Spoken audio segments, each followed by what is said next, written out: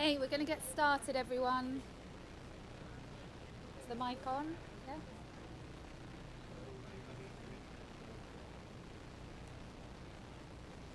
Good morning, everyone. We're going to get started. Hope everyone's had some of the delicious breakfast. If you haven't, there's lots of it, so please do go and help yourselves.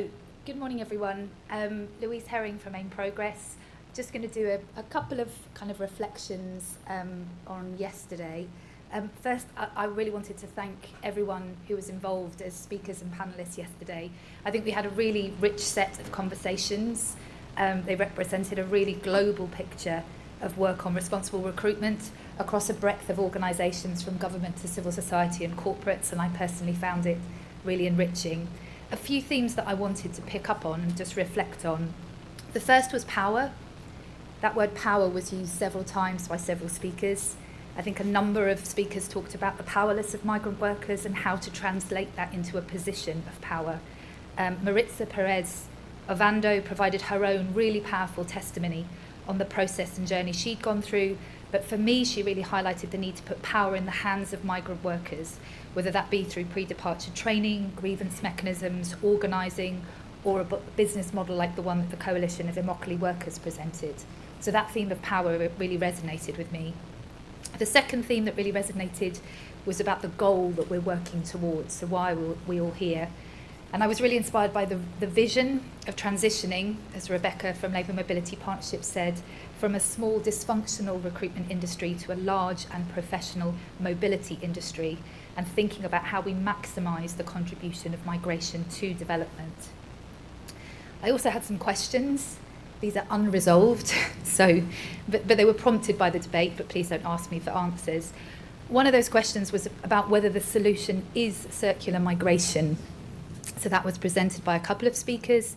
Is that the solution, or is that just reinforcing national borders and an us and them mentality? I have no conclusions on that one, just some questions. The other question that I had was about carrot and stick. So Gerardo, again from the coalition, talked about the market enforcing, making sure that supply chain actors that don't conform aren't allowed to participate. We also heard about the Qatar example of the state saying, this is the way you do it, and if you don't do it, you can't take part.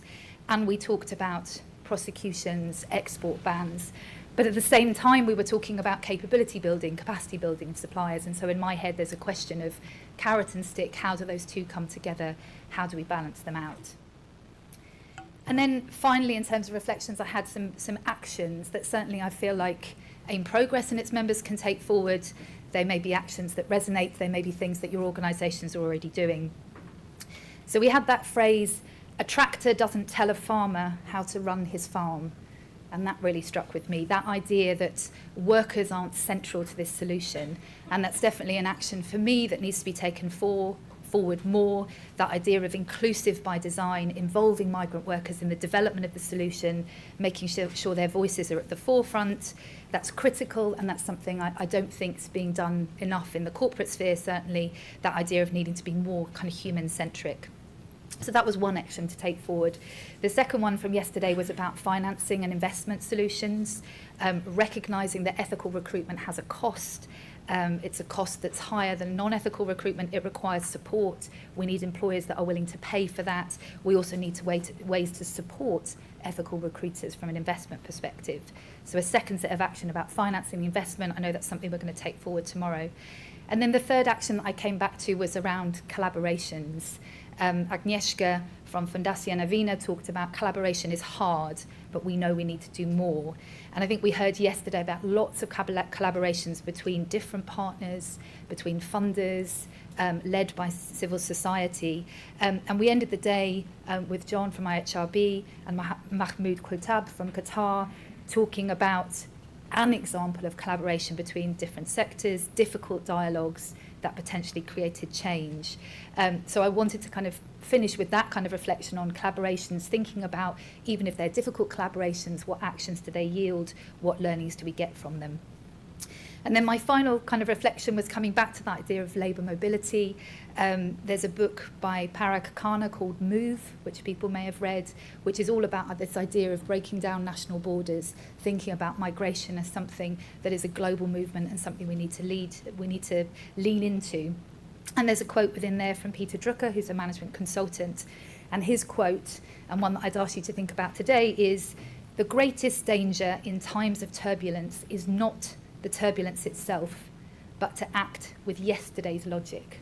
So I'd encourage us all today to think about what is tomorrow's logic? How do we collectively come up with that? How do we change the framework and take the ideas from today so we can deal with the turbulence going forward? So thank you very much indeed. I'm going to hand over to Neil, who's going to talk through the logistics for the day. Hi everyone and welcome back. Before I do talk through logistics, a couple of reflections from me. And one of my reflections is this: the Justice for Wage Theft campaign. So it's one of these things that's a recurring item on the agenda whenever we talk about migrant workers, that migrant workers are cheated, scammed, tricked in many ways, in many sectors, in many locations, from wages that are rightfully theirs. It came to prominence during COVID, perhaps, when we became much more aware of workers being sent home without wages due owing. But we also all know that it's actually a regular occurrence for many of those workers who are doing these undervalued jobs in the economy. Sumaya, one of our colleagues from Migrant Forum in Asia, has brought these T-shirts along. Please talk to our colleagues from Migrant Forum in Asia about the campaign, how you might be able to get involved, how you might be able to get one of these great T-shirts as well. So thanks, Sumaya.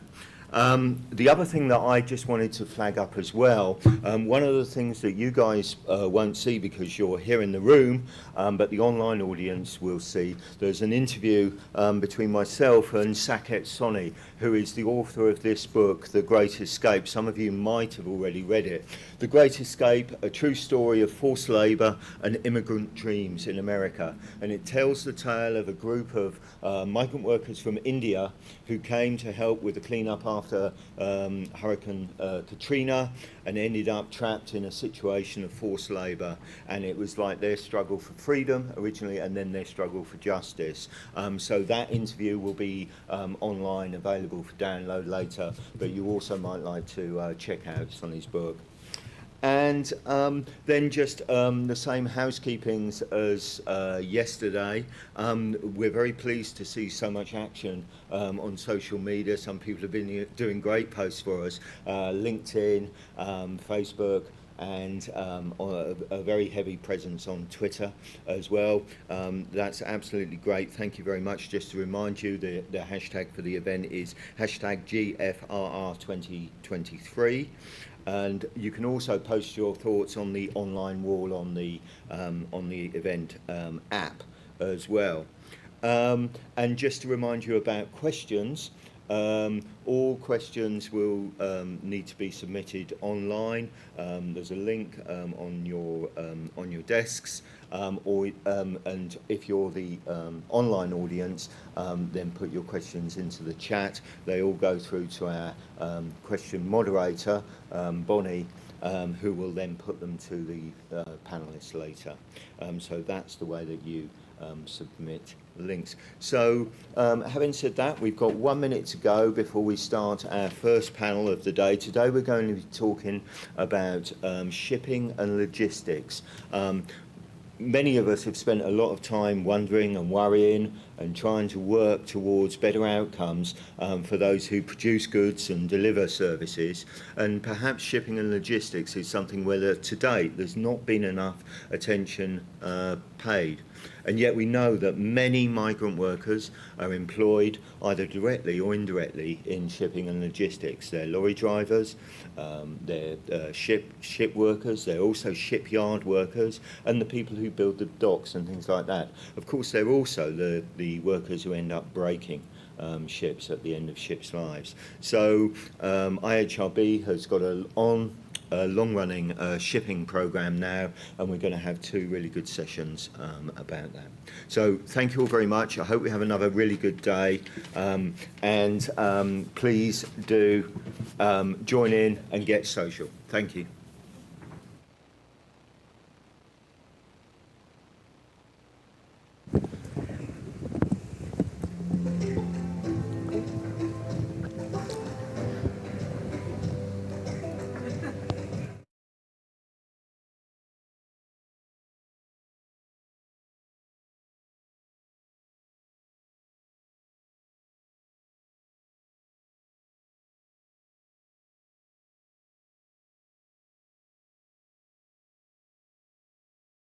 Can all hear me? I'm Francesca Fairbairn. I work for the Institute for Human Rights and Business on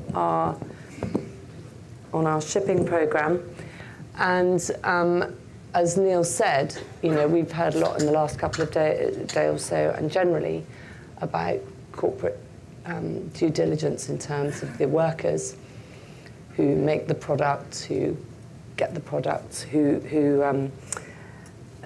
pick the crops, who mine the extractives, who build the buildings, who manufacture the goods and so on. But what about the workers who transport the goods, who get the goods from source to factory, from factory floor to shop floor, and then to our door? They're not exactly migrant workers, but they do travel for work. And they're the largely invisible lifeblood of our economy, keeping our supply chains moving. There's a very overused statistic that 90% of world trade travels by sea, so I won't quote that. But shipping is one element of a vast and very long delivery chain. And many of you, and by you I'm talking to kind of corporates, may not even have thought of the transport part of your supply chain in terms of human rights due diligence, but it is important. In many cases, they're direct customers. And during the pandemic, we realised the importance of transport workers, particularly in the maritime sector. It was a huge crew change crisis, and hopefully Martha Selwyn from UN Global Compact will touch on that in the part 2 of this panel. But since then, the shipping industry, big brands have started to look at human rights due diligence in terms of their transport. IHRB, together with the Sustainable Shipping Initiative and the RAFTO Foundation, produced a Code of Conduct for delivering on seafarers' rights. There's a card on your tables with a QR code for that, which you can have a look at after. And there's a self-assessment questionnaire that goes with that. And again, Christopher Saunders from RightShip will talk about that in part 2 of this panel in terms of human rights due diligence.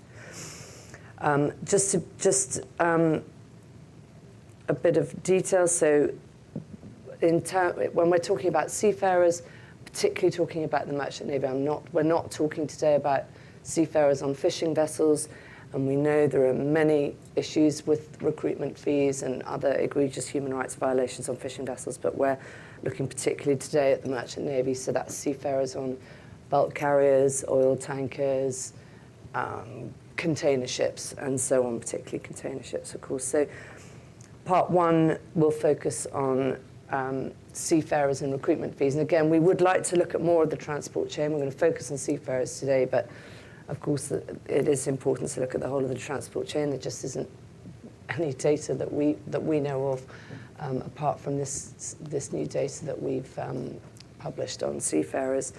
And then part 2 will look at human rights due diligence options for companies and opportunities for governments and port state controls, etc., to improve the situation. And part 2 will be moderated by the multi-skilled Bonnie Ling here, who's on questions for part 1. So what are the risks? I'll just quickly introduce the panel. So on the right, speaking from London, is Mark Dickinson. Hi, Mark. Can you hear me? Excellent. Mark is General Secretary of Nautilus International, which is a maritime union, represents 20,000 mariners. Mark, I think, first went to sea at 16. He was involved in the original drafting of the Maritime Labour Convention, which is the piece of legislation, and Mark leads on the Seafarers Representatives Delegation in negotiating improvements to that convention, and we'll come back to that in a second. Here on my left, Isabel Rickmers, speaking from Germany. Can you hear me? Yes, good. I hope we'll be able to hear her in a second. Isabel is founder and CEO of Turtle, which is a maritime recruitment platform. It connects seafarers and shipping companies, and crucially, it doesn't charge worker recruitment fees. So it's the employer pays principal model. And here on stage, on my left, is Ben Bailey. Ben is Director of Programme at the Mission to Seafarers, which is the predominant global charity supporting seafarers around the world. And Ben can give you some more figures when we come to him, but supports seafarers in over 200 ports. And Ben oversees the mission's work on prevailing issues, so one of which is abandonment, and Neil was just talking about wage theft. That's a whole other topic, not for today, but a very, very big one. And if you want to know more about that, please talk to Ben afterwards or online. And also the huge issue of recruitment fees, which we're going to talk about today. So if I turn to Mark, first of all, hi Mark. First of all, just some basics. How many merchant seafarers are there? Where do they come from? What countries? Just a few basic stats for us. Thanks, Francesca, and good morning, everybody there in New York. Sorry I couldn't be with you, but very pleased to join this really important forum and make my humble contribution. So, according to the ILO, Francesca, there's about 1.6 million seafarers globally. Predominantly, they would come from what we call the labor supply countries. The Philippines, India, Indonesia, China, Russia, Ukraine would be the most predominant. 20% of the global labor market in seafaring is supplied by the Philippines alone. So that's the sort of scale. You're talking probably about 70,000 merchant vessels engaged in international trade. Yeah, thanks. I'm just going to occasionally refer to a company called Klaveness, who unfortunately couldn't speak with us today, but they are a Norwegian ship operator. And I was speaking to Torbjørn Eider, who works for Klaveness, yesterday, and like many ship operators, they recruit their seafarers mainly from Romania and Philippines, and generally seafarers tend to come, as you'll all know from your other work, from countries where the charging of recruitment fees and corruption is generally more widespread. Klaveness gets around that by round the issue of recruitment fees by owning their own agencies for recruiting their crew, but we'll come back to that. So perhaps, Mark, you could just talk to us a little bit about the Maritime Labour Convention and what the law is regarding the charging of recruitment fees to seafarers. Okay, thanks again, Francesca. So, look, shipping has always been special, and I don't say that simply because I'm an ex-seafarer and one tends to think about one's own industry and career through probably rose-tinted spectacles, but it is a global industry, and it's always been at the forefront of international standard setting under the auspices of, primarily in this field, we're talking about the International Labour Organization. So there is a whole range of instruments that have been adopted as far back as in the early days of the ILO. So 1920 is probably the first convention that was adopted for seafarers. But most importantly, and this is the point of your question, in 2006, all of those instruments that have been adopted through tripartite discussions in the ILO were consolidated into one convention called the Maritime Labour Convention. A lot of work went into that. It took the best part of 10 years to get to the point where it was adopted. But it was adopted in 2006 and it entered into force in August 2013.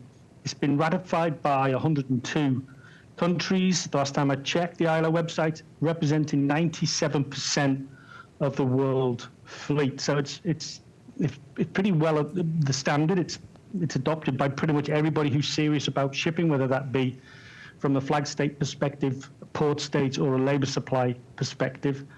And it's sometimes often referred to as particularly by the seafarers themselves, the Seafarers' Bill of Rights. It's also, sorry, Francesca, you wanted to ask another question? Well, just perhaps for people in the room and online who may not understand the difference between a flag state and a port state and what that means, just very, very quickly explain. I know it's hard to explain quickly. So a flag state is where the ships are registered, because every ship has to be registered somewhere. And port states are the countries where the ships visit. And they're important, obviously the labour supply states are the countries where the seafarers come from. So a flag state is primarily responsible for what happens on ships registered in its territory. So in my own case, I'm from the UK. We have a flag or a registration that we often refer to as the Red Ensign, flies on the back of all UK registered ships. And the UK is responsible for enforcing standards, national, regional, and also international standards on that vessel. Port states have additional obligations. They check the standards on ships visiting their ports. So under the MLC, the flag state is primarily responsible. They check everything. They issue certificates to the vessel. The port state will then check that those standards are being applied.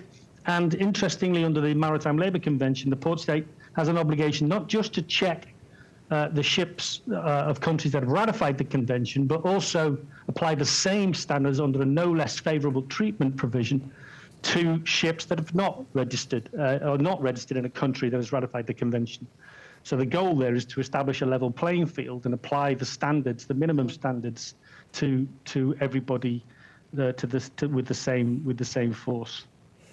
I mean, we know for sure that there are states that are referred to as flags of convenience, right, where a shipping company might choose to have its vessel flagged under that state because they indeed advertise that they will put less pressure on you in terms of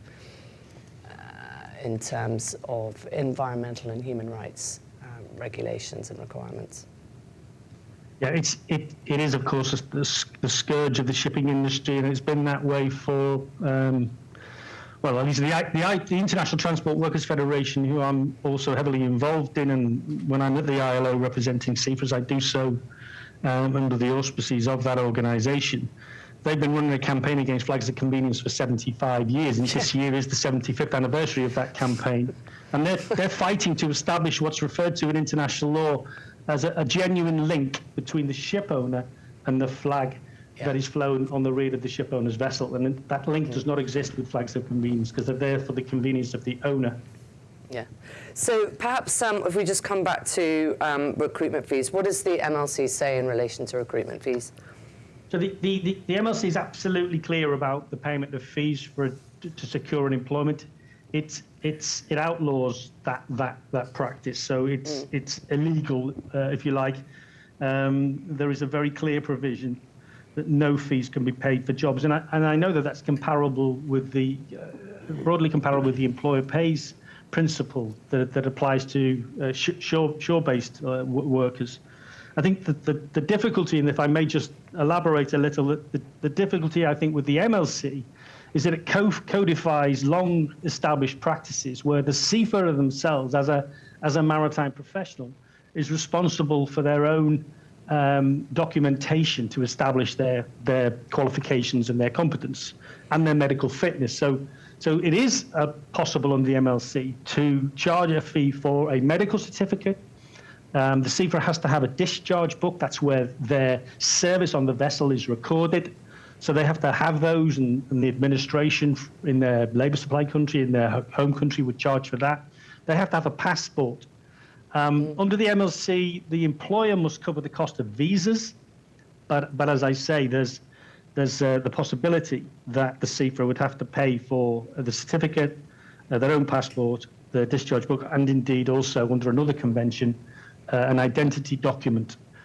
Which isn't compulsory, but is increasingly becoming necessary to establish your bona fide credentials as a seafarer. So I think. Sorry, Francesca. Well, I was going to say we'll come back to. I mean, those in the room and probably many of you online will know about IHRB's micro programs debt burden graphic, where it shows all the things that can sort of sit under the umbrella of recruitment fees, and we'll talk about that a bit more when I talk to Ben Bailey. But perhaps just before I move on to Isabel, I could just ask you, Mark, to just tell us a little bit about the work that ITF, the International Transport Workers Federation, has been doing in relation to recruitment agencies illegally charging fees to seafarers.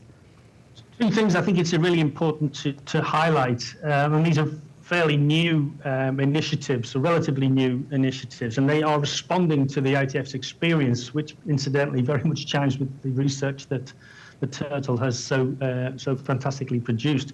So the first one I'd mention is there's the ITF Ship Be Sure project, which is a website where seafarers can go. They can report employment scams. They can report agents for charging fees. And they can also secure advice on employment and contract advice. I have to say that I'm I wouldn't say I'd be 100% confident, but one of the best ways in which a seafarer can protect themselves from being scammed or from being charged illegal fees is to secure employment under a collective bargaining agreement signed by an ITF affiliated union. That's an outrageous plug on behalf of ITF and ITF affiliates, but I'm absolutely clear that is the best way to protect a seafarer. Make sure they sign an agreement which is linked to a collective bargaining agreement, and then you've got somebody to turn to. So all of that information and all of that advice and the ability to report is on the ITF Ship Be Sure website.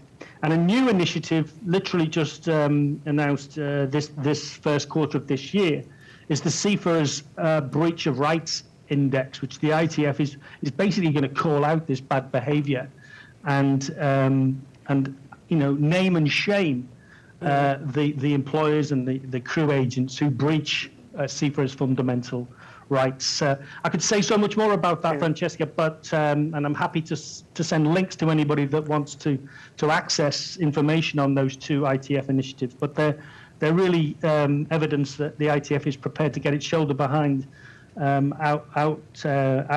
calling out these unacceptable practices and empower seafarers and support them to make a difference. Yeah. And for those of you who don't know, I'm sure many of you do, the ITF is a transport workers federation, so it covers not just seafarers.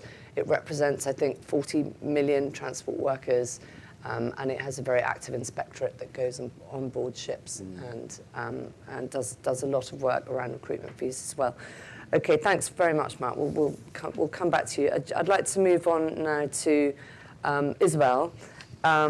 So in April this year, IHRB, together with SSI, Sustainable Shipping Initiative, published this research briefing on seafarers and recruitment fees based on data provided by Turtle, which uncovered widespread illegal charging of recruitment fees among seafarers. So, Isabel, I'm hoping that your presentation is going to come up. I just need to find the clicker. Did I leave the clicker on the table? I did. Sorry. Just going to get the clicker. Perhaps you could pull up Isabel's presentation. I'll just grab the...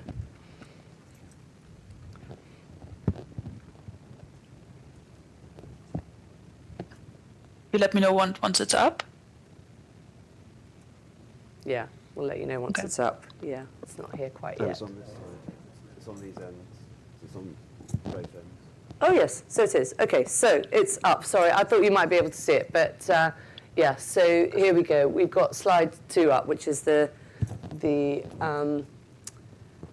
yeah, I see it. It's all good. Oh, you see it. Yeah, Great. thank you very much. Good morning as well from Germany. I'm in Munich, and I couldn't join either. But yeah, thank you very much for inviting me and for contributing. So a very brief anecdote to how we came actually to this report is that, as Francesca said, we are a startup. We connect directly seafarers with shipping companies. I have to say that my background is in shipping, so I work in shipping since 2010 in a ship management company. I was also managing director, so I'm very much I know all, let's say, operational structures. I know also how, how to recruit, or how the typical recruitment works. It's through the local manning agencies that we also use, and as Mark greatly outlined, this charging of recruitment fees to seafarers is illegal. And as per my opinion, before then, I didn't even think this would be a big problem. I have to outline that. So when we set up this platform 2 years ago, or actually 2.5 years ago,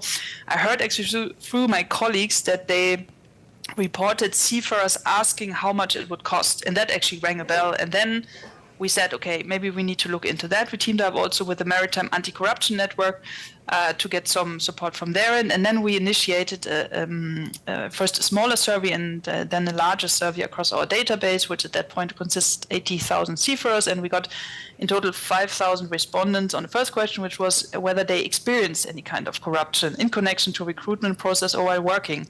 And there we found that, as also Francesca said, nearly 40%, so 39% said yes, and that the type of corruption was greatly connected to manning agencies, local manning agencies, where they paid fee to, which is strictly illegal. There's no gray zone about this. If you pay for getting a job, this is simply not. This is not as per MLC.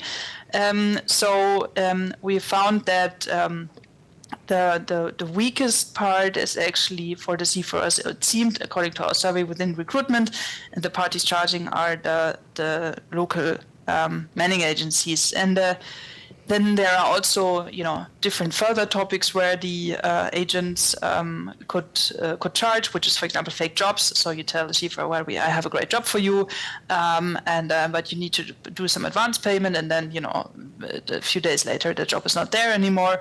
We also heard that, you tell the seafarer there's a great job, but you only need to do this and that training. Then the seafarer does this and that training, and then afterwards, the job is not there anymore. So there are also quite creative, call it, ways of charging. And apart from the direct charging, there are also ways to indirectly charge. So when you, for example, when it comes to payment of wages, there might be some kind of fees which are connected to the transfer of the money. So I think, we haven't deep dived into that whole infrastructure, but from the outset, as Francesca said, there's an issue. And the second part to that is that we found that most of them did not even report it. Because they said they did not really know where to report, and some also said that they were afraid. But I think this shows in greatness that we have some issue there. And if we go to, or are there any questions at this stage? No, I think if we move, it's difficult because I can't see the slide, but I think the next slide showing is about nationality. Yeah. So we found that actually the locations where corruption happened in most cases it was in India and then Nigeria, but also Ukraine, Philippines, Ghana, Pakistan. So it's quite widespread. But India being the respondents who said that it happens being predominantly from India. But again, I think it's a widespread topic, and I think it also owes a bit to the structure of our database, where I think close to 40% of all in the database are from India. So there's a natural, kind of divergence in that. But so Ukraine, also to mention, a very current case. I was talking to a potential customer from Greece, and then they reported about their current agency setup, and actually said that they stopped relationship with one Ukrainian agency because they found after a while that they had diverse practices to charge the seafarers, be it keeping especially the ratings, so for everyone it's like the lower ranks. And there it was clearly keeping part of the wages. So from a 6-month contract, it cost 2 months to get this contract, so they kept the wages. That they charged 5 times the price of a coffee in the waiting area where the seafarers actually waited for, some interviews or so. So I mean, this is quite widespread, but we will also further investigate on that. But it seems to be, hopefully not, but a bit of tip of the iceberg here that we need to look into. I mean, I'll come back to kind of, again, other things that sit under the umbrella of recruitment fees when I'm talking to Ben, and of course, you know, this survey, you know, if you want to be strict about survey sampling, it was a self-selecting sample, but by any statistical measure, this is a very significant result, right? 5,000 people, and you know, as you say, Isabel, you know, there are a lot of Indians there, possibly because there are a disproportionate number of Indians on the database, but then perhaps they're attracted to Turtle because they're one of the few recruitment platforms that do offer the employer pays principle, so not having to pay for fees for jobs. So, but just before I move on to Ben, I just wanted to ask you, and I just, in reference to some conversations that we were having yesterday, we had James Malik of Proforce on stage, who was talking about his viable, successful business model based on no worker fees. You know, I mean, it almost seems like a sort of silly question to ask as the answer's so obvious, but, you know, is the responsible recruitment model a viable one in shipping, given how prevalent the illegal charging of recruitment fees is? So perhaps you can just talk about Turtle a little bit more in that context, its rate of growth and so on. Yeah. So as I said initially, you know, why I set up the marketplace, I mean, after my, at that point, 9.5 or 9 years experience in shipping, is that I thought, you know, it's a more efficient way of actually finding each other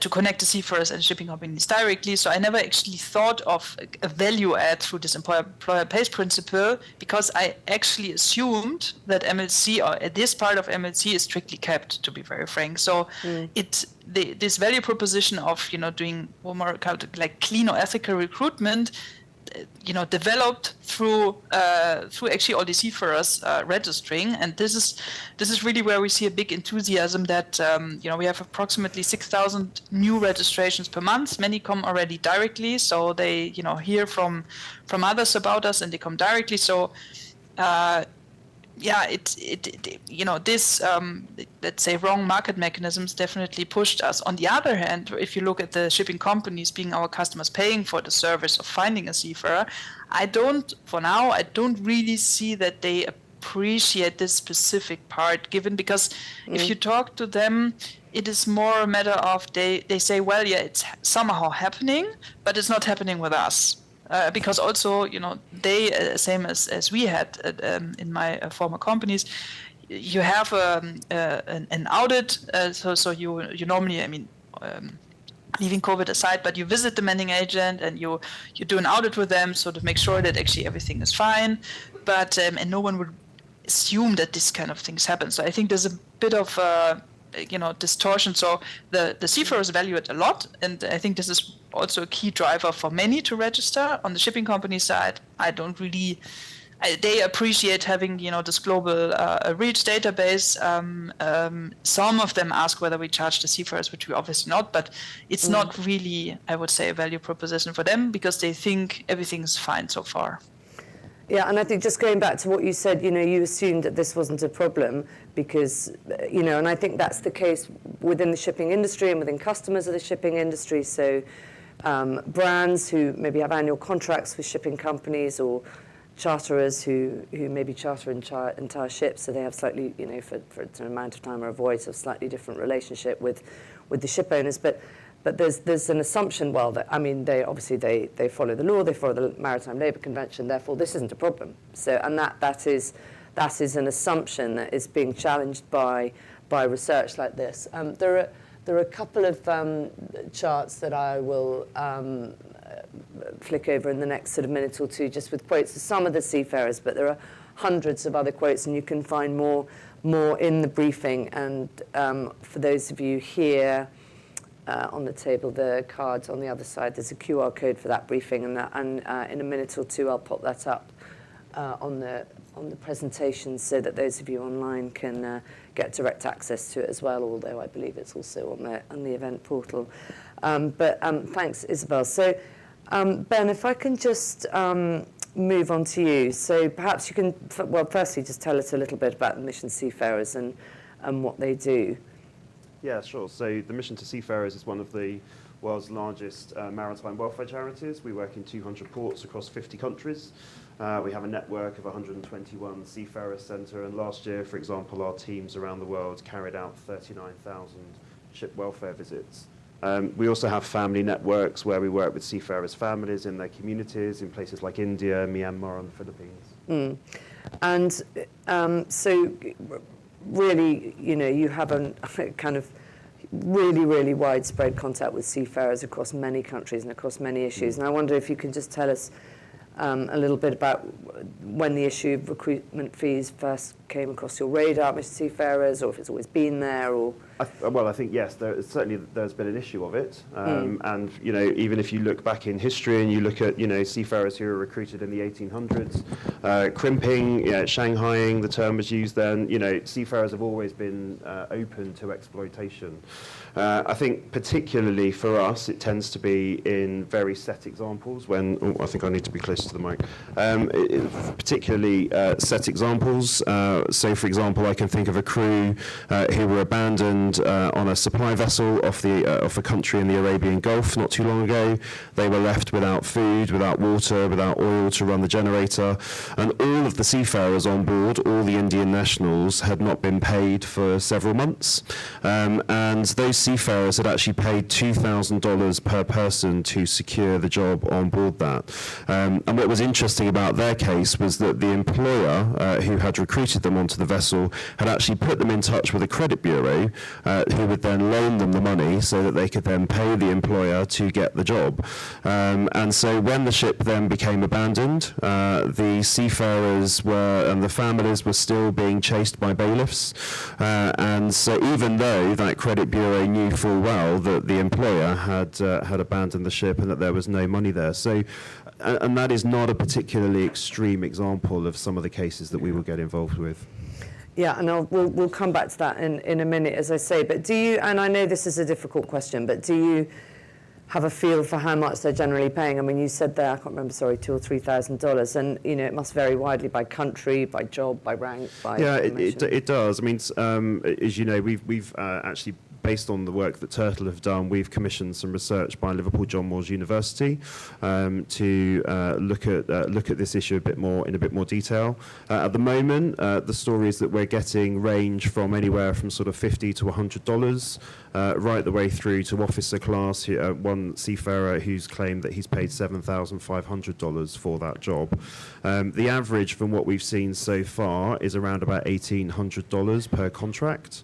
And I don't know what Isabel has seen from her data, but we would estimate that from what we've seen so far, around 10% of our respondents are still in some form of debt bondage as a result of the high impact, the high interest loans and the compound interest which is being charged.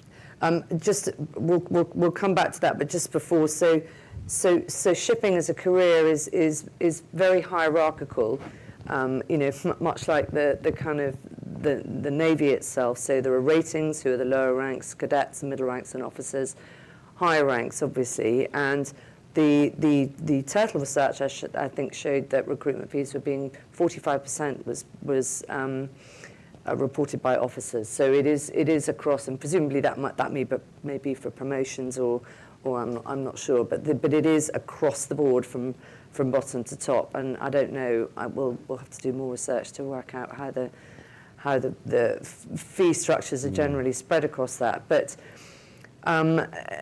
so just in terms of, and I'll come back afterwards to how these debt burdens impact seafarers and their families. But first I could just talk to you about what form recruitment fees can take. Now you talked there about loans and Torbjörn, who I was talking to yesterday, he said that there's a sort of system within a system of crewing agencies and less reputable shipping companies loaning money to seafarers, say perhaps enormous, not an advance on your salary, but enormous advances on loans before you even start paying. So, and then you all know the patterns, right? It starts off being 10% a year, then it's 10% a month, then it's 20%, and so on. And then before you know it, you've got a debt that's many, many times the amount you originally borrowed, and you can't leave that employer until you've paid it off. And Torbjörn gave several very difficult examples of that.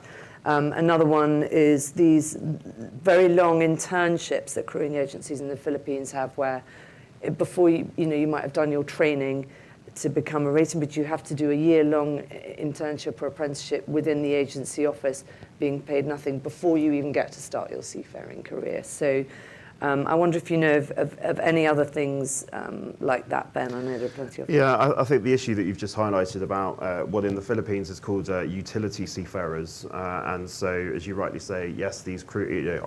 I would hesitate to call and be reluctant to call it an internship. Many of them will be living in dormitories, seafarer dormitories in Manila. Many of them will actually be living under quite a lot of fear for their employers. Some of them will even be subjected to physical abuse. We've dealt with many seafarers who are utilities who've been there. But the basic premise is that they take on the role as a gopher in the office.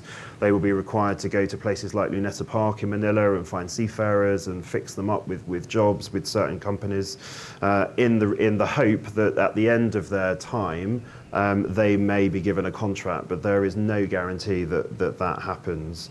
I mean, certainly from some of the stories that we deal with seafarers, seafarers tell us that when they go to get a job, they will then be told, well, actually, you need to pay this additional recruitment fee because otherwise your application will go to the bottom of the pile. And therefore you won't get it. Another seafarer from India told us, and it's always anecdotally, we thought was the biggest issue was in India and Sri Lanka. Yeah. And I'm glad that this data has highlighted that. But one company took the seafarer certificates to process, as would be a regular thing to happen. But then they were told they had to pay money to get those certificates back, or they would risk being defaced or damaged. And we're increasingly finding seafarers who are saying to us that their documentation is being kept by the agency in a way so as to prevent them from finding alternative employment. Now, on the one hand, you could argue that a responsible employer might want to retain the best people that they possibly can, but it does suggest that there is something sinister going on if we're sort of preventing seafarers from looking for alternative employment. Yeah, exactly. And I think that there is a difference, and there's a chart. I won't flip back to it, but you can find it in the briefing. There is a difference in ships as on land, where I believe it's normal practice, Mark, right, for the ship's captain to keep your passport while you were on board, and that's not considered a kind of nefarious practice, if that's the right word. However, your passport being kept by a manning agency very much is. Yeah, and that those are two sort of slightly different things. But I guess, and we've touched on this in terms of the impact of debt burden on workers a lot in the last day or so, but perhaps you can just talk about the impact of debt burden on seafarers and their families. Yeah, very much so. So, I mean, somewhere like the Philippines and other labour supplying countries, one seafarer will be supporting up to 14 members of their family, both close and extended. And many of the crews that we work with don't have much of a concept of financial planning. So the idea of saving for a rainy day or pensions or putting some money aside for an unexpected bill just doesn't happen. You know, I mean, I remember one seafarer saying to me that the day before he goes home, he'll get a contact from his family with a whole list of people that he actually owes money to, because the family have taken out loans or they've made promises to members, etc. And so he said he felt like a human ATM. And so, you know, that puts huge amounts of pressure if all of a sudden that income is not coming in, and even more pressure if obviously there are loans that need to be paid that can't be met. And I think certainly what we are seeing is that, you know, this seafaring is stressful enough. You know, any seafarer will tell you that. But when you're then dealing with this additional financial burden, it absolutely has a detrimental impact on their mental health and well-being, and indeed on some seafarers' families' personal safety. Yeah, I mean, when you talk about it being stressful enough, you know, there's a new clause in the Maritime Labour Convention that Mark negotiated that comes into force, I don't know if it's this year, but he negotiated it last summer, where seafarers are allowed Wi-Fi, not even under all circumstances, but under some. And, you know, perhaps brands doing responsible, you know, looking at human rights due diligence in their supply chain would say, well, why should we supply one element of our supply chain with Wi-Fi, but not the rest of them. But of course, seafarers, they're away from their families for up to 11 months, and of course during the crew change crisis it was more than that, and they might have very little contact with their family if they have to pay for Wi-Fi in order to call home. And indeed, I think I can't remember the name of the boat. It's a Japanese ship called the Wakashio or something. Is that right? Yeah. Where there was an oil spill off the Maldives because it was going close to the coast to try to get Wi-Fi for its sailors so that they could get land phone reception so that they could call home. So it is very, very stressful. And to go back to what you were talking about the human ATM, I mean, Torbjörn talks about the breadwinner tradition, and just this idea that there is a lot of pressure on this and these debts, and it's something you all know very well. Yesterday, I can't remember who it was, said they're only one typhoon away from losing everything they spent all their money on. So these situations, financial situations, are extremely tenuous.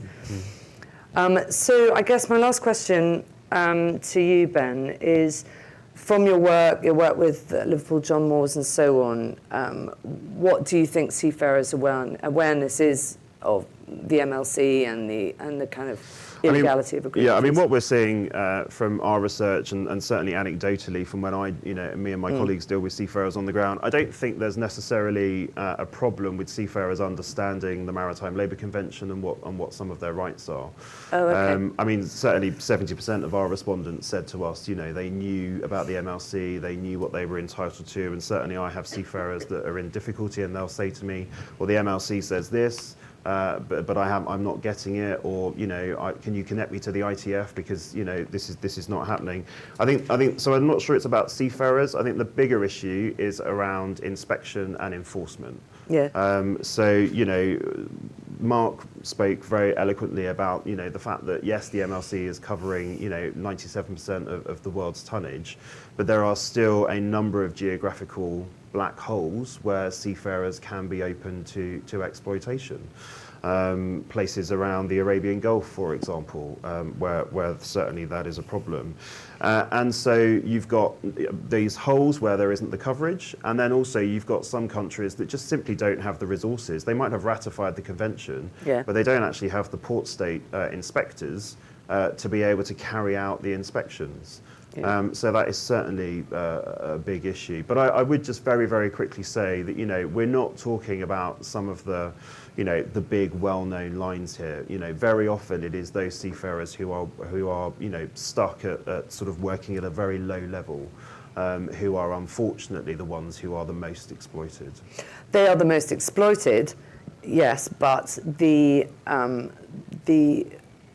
widespreadness, sorry, I can't think of the word at the moment, of the charging of recruitment fees, that will be some of the bigger brands, unfortunately, some of their vessels. And I think, in terms of reporting, a lot of the quotes, I think, Isabel, from the research were, well, what's the point? No one will listen. I'll get into trouble. I'll lose my job, and so on. And those are all sentiments that you've all have heard in your own industries here in the room and online. I wonder.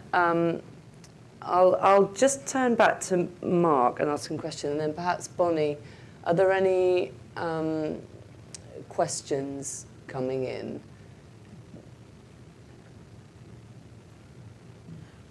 Hi, everyone. So we have one.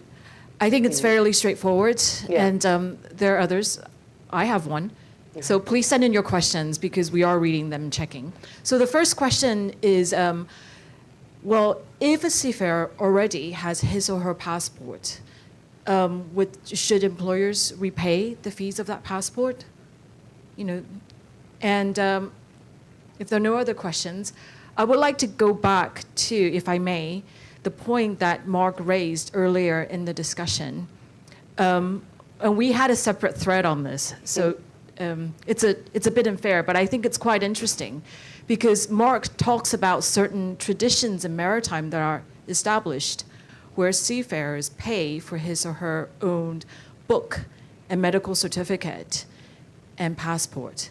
And we see a divergence of this if we look at the IO definitions of recruitment fees and related cost, a 2019 publication. So in fact, we're looking at possibly two different developments on what is meant by recruitment fees and related costs, one for land-based workers and another one for seafarers. So I was wondering, could you go into some details about this? Are we going to narrow this gap, or are these going to be separate divergent developments in international law? Thanks. Thanks, Bonnie. I'm going to put both those questions to Mark, if I may. But before I do, I think there's just so many elements that make the seafarer's life just unique, as Mark said, and different to land-based workers. So, a seafarer might come from the Philippines, board an Australian boat registered in Panama, in Singapore, take a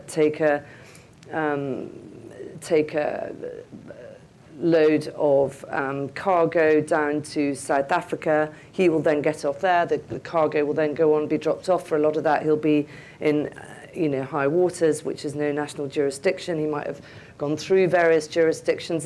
There are just so many legal complications that make it very, very, very, very difficult. So I'm not sure that it would be practical or worthwhile to converge them together. But Mark, you'll know more about that than me. Sorry, do you want me to come in, Francesca? Yes, please. Sorry. Okay, the sound dropped quite substantially, so I think I got everything that you both said, and I'll try and fashion a coherent response to that. The first thing I want to say that, and this I suppose goes to Bonnie's question, yes, the industry has developed traditions and ways of working which reflect what was special and very unusual about shipping. But today, I think, or recently, since the sort of the real dominance and emergence of globalization, that global economy, and how people recognize that we're all connected and we expect things, we know things come from overseas and arrive the next day. We've got I think there's a lot more sense of how that all hangs together. I think there's less an argument for that, for us to be treated differently. I think that's a good thing, because it says, if in a shore-based occupation, it would be an absolute anathema to suggest that you pay fees to get a job, why should it be different for shipping? There is no case now for treating seafarers. There's less of a case for treating seafarers differently than you would shore-based workers. And I think, your colleague, you spoke to the guy from Klaveness, Torpen, I get the sense that they would never countenance that. Isabella also made, I think, the same point regards her own experience in shipping, and that's as it should be. Where there are specific requirements needed to address peculiar aspects of shipping, then okay, we need to develop our own methodology. But the established principles that seafarers are key workers, but they're workers, and they have the same fundamental employment and social rights as any other worker, I think is really, really important. I think that's reflected in the MLC. But we're on a journey. The MLC is just a bunch of standards that's been consolidated. It's minimum standards. And there is an obligation in the MLC to continuously improve those standards. It's not static. We establish a level playing field. The quid pro quo for the level playing field is continuous improvement in the minimum standards of seafarers. And that's the journey we're on. The MLC's been amended 3 times already. Thank you for mentioning that, Francesca. And we'll be back in the ILO in Geneva in 2025, and I can guarantee this issue will be on the agenda. And I'll thank Isabella and Turtle for the work they've done, because it provides us with the context for changes. So, I think it's really important. Somebody mentioned in the introductory comments, and I was listening very carefully, the word collaboration was mentioned about 4 or 5 times. And I think it's going to be really, really important that we collaborate to make that case in Geneva in 2025. And that's a collaboration across the piece. The ship owners need to be on board with this. The flag states need to be on board. Of course, the port states need to be on board. Cargo owners as well, they can play their part. They can ask the question. the MLC's minimum standards, but it's not the cap. I mean, you should ask the question, is that good enough? Is a minimum standard good enough? Our shore-based workers don't pay fees. They don't pay for their passports. They don't pay for their discharge books. They don't charge, their medical certificates. So why should the seafarers? I think that's a really important part of this conversation. Everybody, all the stakeholders involved, the welfare charities have got a significant role to play too. Thanks, Ben, for your contribution and your insight, which is really, really important. We've all got to collaborate to continue that journey of continuous improvement and make an absolute difference. There was one specific question about whether somebody who's already got a passport should have them compensated. All I would say is there are many, many good employers out there, many good ship owners who absolutely would do that, and I applaud them. I have never been charged for my passport, or my discharge book, or my identity card, visas, or my medical certificates. They've always been paid for by my employer when I was at sea and now on the shore. So it's important to reflect on that. There's a nasty underbelly in the shipping industry, and they will always exploit people, seafarers and others. They're not the majority. These statistics from this research are pretty shocking. They caught me by surprise, and we have to deal with it. We have to deal with it determinedly. It starts with the flag states. But let's not forget there's plenty of good ship owners out there who will pay all those costs because they recognize that it's the right thing to do, not to differentiate between shore and sea. And it's what good employers would do. You require them to travel. They need certain documentation to do that. You would not automatically seek to cover it. And we should recognize that. Thanks. Yeah.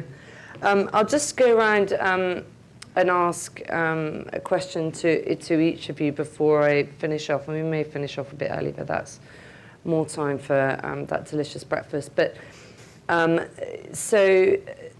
obviously focusing today on the issue of recruitment fees. This is a global forum for responsible recruitment. There are, of course, a lot of other, human rights risks that seafarers, merchant seamen, that they face, and we touched on some of them. Abandonment, that Ben talked about.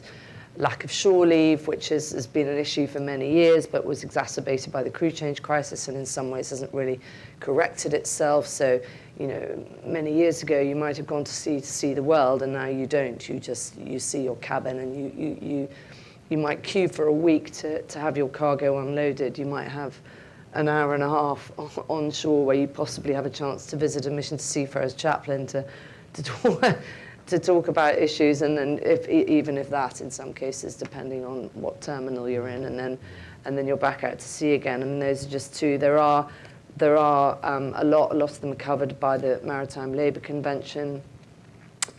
Those that aren't are covered by the Delivering on Seafarers' Rights Code of Conduct, which we kind of call MLC++, and do have a look at that. And I think part two of the panel will talk about what human rights due diligence opportunities there are. But just before we go to a break, I guess to each of you, and Mark, I'll come to you first. What sort of 2 or 3 measures do you think, and do you think you do want to see ship owners, operators, and importantly for this audience, I think, container cargo owners taking to reduce the risk of the illegal charging of recruitment fees? Well, look, I think you've touched on what I would have highlighted, and that is the importance of human rights due diligence in the supply chain, asking the questions up and down that supply chain of what conditions the seafarers on the ships that are being used to facilitate the movement of those goods, raw materials, finished products. That's a really, really powerful conversation. ESG, particularly the S. The environment is getting talked about an awful lot. Governance has also been talked about a lot, but the S is still being framed, I think, in the conversation. I'm not sure that everybody. I'm a trustee of a number of pension schemes, and the investment managers throw ESG about demonstrating how they're complying. And I say, well, can you tell me more about the S? And they always stumble. They think, okay, we'll make a donation to the missions to seafarers, and that's S covered off. That's a good thing to do, of course. That's a very good thing to do, Mark. Yeah. I'm going to say, if they do, Ben, I'm sure you'd be pleased about it, but when they use it solely as a way of demonstrating that their social conscience has been satisfied, I get very riled. Yeah. And you know that has got to be something that's fleshed out. But you know, the ship owners and the unions, when they talk together at the ILO, we pretty much can get through the amendments that we want. So we need the support of the ship owners to enhance those standards. And finally, you said 3, so just let's give me one more minute. Flag states, that's where it all starts. They are the top of the pinnacle. They have to enforce and implement the standards that exist today. They've also got to work with us to improve those standards. We need to eradicate fee charging in whatever way it manifests, those employment scams or those innovative ways in which they cheat poor, unfortunate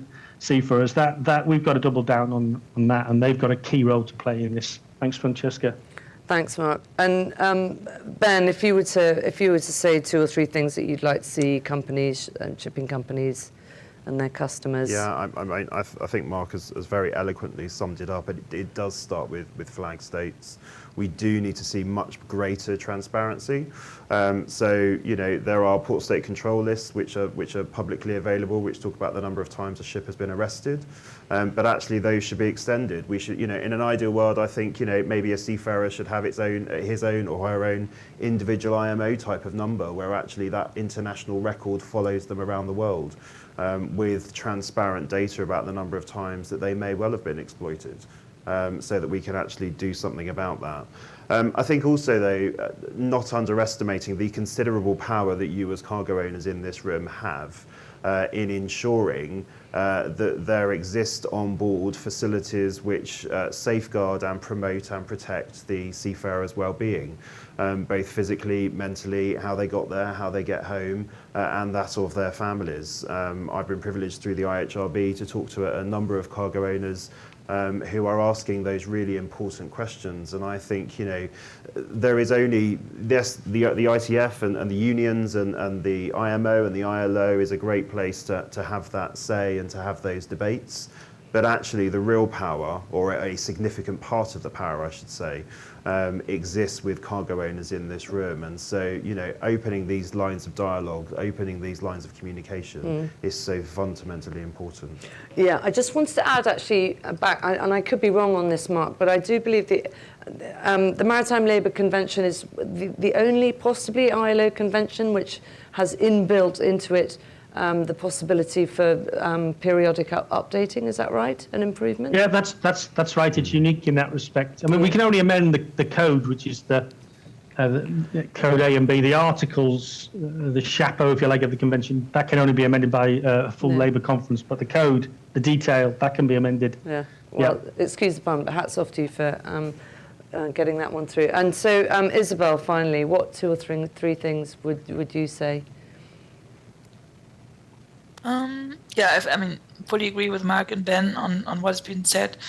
Questioning, I think number 1 is now what we're doing currently is raising the awareness, because as I said, like me having worked in a ship owner, ship manager, I wasn't aware and I would have thought it's not a problem. So I think the first thing is that we really create the awareness. Then secondly, I think also that cargo owners and the cargo will have quite a power.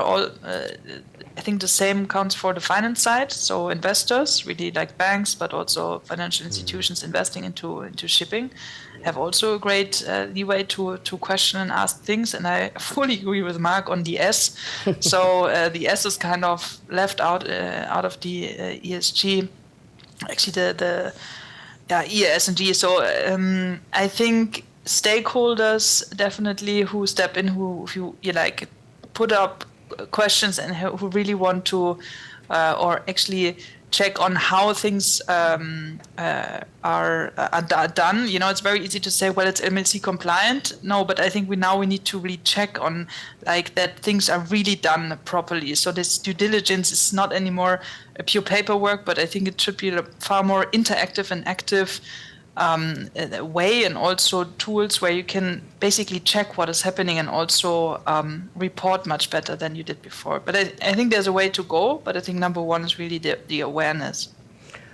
Thank you. And I think in the second part of this panel, which is possibly going to be a bit too short, we'll hear from, we'll hopefully touch on MSC, which is one of the biggest shipping companies in the world. Oh, brilliant, thank you, thanks. Who've done a pilot project with Coles, which is an Australian supermarket, on adding model clauses to contracts between container cargo owners and their shipping customers. I think we've got a few more questions, so perhaps just come back to Bonnie for the last 5-10 minutes. All right, so I have the next block of 3 questions, and also there are a lot of questions I think that will come quite well with the next session. Brilliant. So I don't want to give you all the questions because I have to No, chair the I think next one. I think that's right. Yeah. Okay, so for the next 3, I think there's one looking into the details of recruitment fees in the shipping sector. So perhaps this is a very good one for Turtle. So questions like who's charging? Is it the ship owners or is it the agents? And who's paying for training fees? And then there's a question about, are there any positive examples? Are there shipping companies or anyone that stands out in your mind who is receptive to the employer pays principle? So we want some positive examples. And then there's a question about the nationality of the seafarers themselves. Are there different regulations? On a boat, you have people working from different nationalities. How does that affect your push for responsible recruitment? And there's one that I want to get in. I think it's really good for Ben, which is we have one participant who's asking the question of, well, which one is more important to the seafarers in your experience? Is it employer pays principle, or is it better and safer working conditions on the vessels? Thank you. Okay, thanks. Thanks, Bonnie. So I guess we'll just come, Isabel, if you could answer that first question. Who's doing the charging and who's paying for the training, or who should pay for the training? Yeah, so that was also one part of the question was who exercised actually the corruption, or who asked the question. And number one is the manning agencies, so it's the local manning agencies, but also there are other mentionings from official authorities, port state pilot, harbor masters. I mean, that was more in the course of not specifically on the recruitment part, but during the working. Medical practitioners, I think this is also something which I also heard. So when you do your medical, you pay something on top in order to have it like the clean one, or also training institutions. So there are, I think number one is manning agencies, but there's also some other institutions around recruitment or on the operations. It's not the owners themselves. So normally the way is you have the owner, whether the one, actually there's a kind of HRC department, and they have a demand and they go through the local manning agency, and the local manning agency then connects with the seafarers. So it's there where the charge happens. Yeah, and I think Klaveness, and apologies if I said this towards the beginning, I can't remember, but Klaveness gets over this by owning its own recruitment agencies in Romania and the Philippines. So I guess the positive examples question, I might leave that to the second panel, and any of you, that is about human rights due diligence, and so get your questions in early because it's a shorter panel, and I imagine that's where the questions will be. In terms of how to go about it, but if I could just put that question to you, Mark, about nationalities and how that works. Yeah, well, my experience and talking and communicating with the ITF in the run-up to this session, just to make sure that my sense of this was correct, is that it absolutely chimes with Turtle's findings, actually. It's absolutely rampant in India, the charging of fees, and I think the stats bear that out in the Turtle research. Ukraine was also mentioned, and Bangladesh in terms of sort of the top 3. And again, I think the stats bear that out. In the spirit of being brief and allowing time for other questions, I think I'll leave it there unless there's any follow-up. I think that's right, and I think also in terms of nationalities, it meant like if you're on a ship, if you have, a Ukrainian perhaps and a Filipino crew member, what rules prevail, but that would be the flag state of the ship. So I think the international language of seafarers is English, right? So they all have to speak a certain level of English. Have I got that right, Ben? Is that It's the correct? language of the sea, yeah. It's the Yeah, I language mean, of the sea. sorry, Ben. Yeah. But then on the ship, the rules will be the International Maritime Labour Convention, as implemented by the flag state of the ship. Yeah. And then, Ben, to you, before we wrap up, what do you think is more important, employer-based principle or safer I working? mean, I'd say why that's should it be an either or, Well, really? exactly. I mean, you know, we run something called the Seafarers Happiness Index.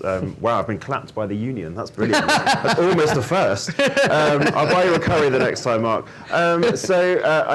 We run something called the Seafarers Happiness Index. It's a quarterly barometer of how seafarers feel. We ask them the same 10 questions. It's a self-selecting survey. But that gives us a pretty good indication about how seafarers are feeling at any given time. And we ask them things about shore leave, etc., and how they feel about training and other issues. But the overriding feeling and the overriding thought that constantly comes back from that is that seafarers want to feel respected in their workplace. And there are, as Mark said, there are a great many companies who do respect their seafarers, have a huge amount of EAP programs in place that look after them and indeed their families. Many companies, good companies, will have big family networks that they will support them as well. But it is that level of respect that very often seafarers feel is missing. So it's not an either or in my world. It's an holistic approach, Yeah. which touches on that collaboration that we've already talked about. Yeah. I'll just... Francesca, yes. can I just add something to Ben's excellent Please do. intervention there? Well, it shouldn't be an either or, should it?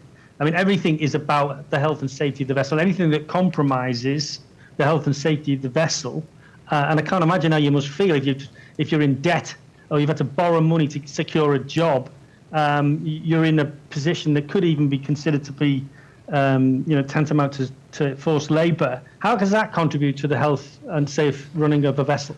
Yeah. I mean, it's not really about prioritising what we want. It's about that not compromising the efficient and safe operation of the vessel, because if it is compromised, it has horrendous consequences not only for the seafarers but potentially the environment and for the lives of those travelling on the ship. So it's pretty important.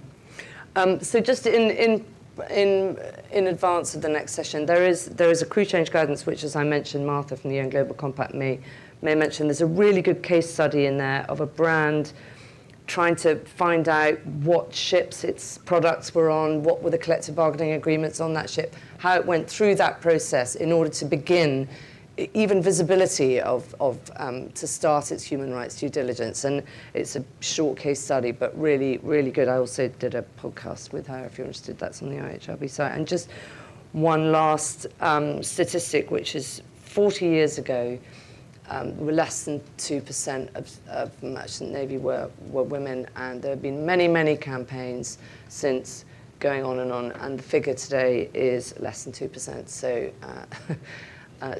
in some cases it can be difficult to make change in that industry, but we'll keep going. So thanks very much, and we'll see you again shortly for part 2 of this panel.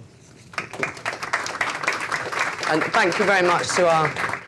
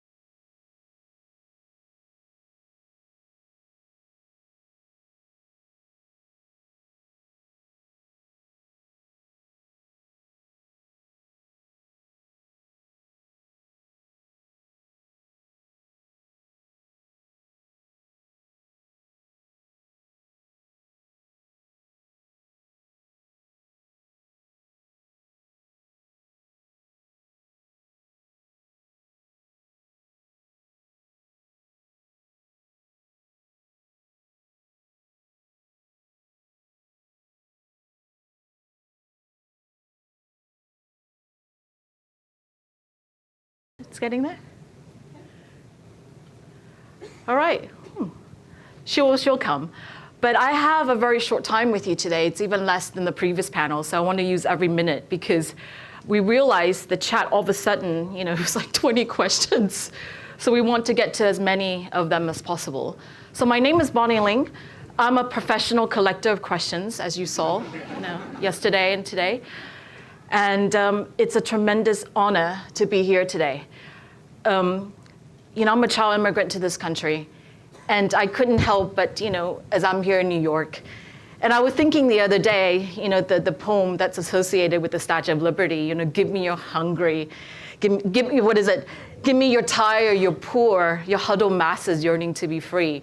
And I just thought maybe she was writing about human rights due diligence, about maritime, right? Work in maritime, because the poem instinctively kind of focus on the misery of that life at sea, but also at the same time, the rest of the poem talk about this dream, of something better. And I think maritime sector for a lot of the seafarers who work is that double-edged reality. So without further ado, I'm joined today by a very distinguished panel. And I hope in a conversation with them, we can draw out some of these points following from panel 1. And then we go in briefly into ports, and then we zoom back out again into transport and logistics. So all that in 55 minutes. So let me introduce my panelists. We have Martha calling in from Germany. Hi, Martha. So Martha Sullivan, she is the UN Global Compact Ocean Manager. She also leads the Just Transition Maritime Task Force, working with IMO, ILO, on these very important issues. We have Christopher Saunders calling in from Singapore.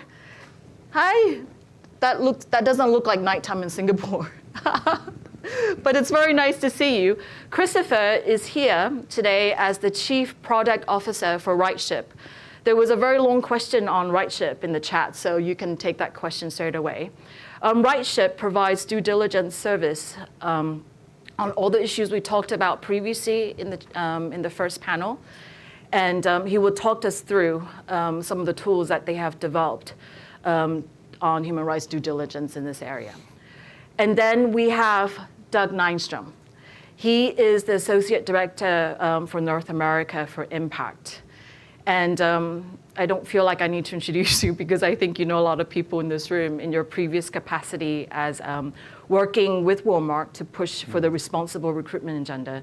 So it is absolutely an honor to have this panel, and let's start straight away. I would like to start, we're in the post-COVID world, right? But I think, Martha, for your presentation, for your remarks, I think it's important that we go back to the times of COVID, right? And so you can talk to us about what was the crew change crisis?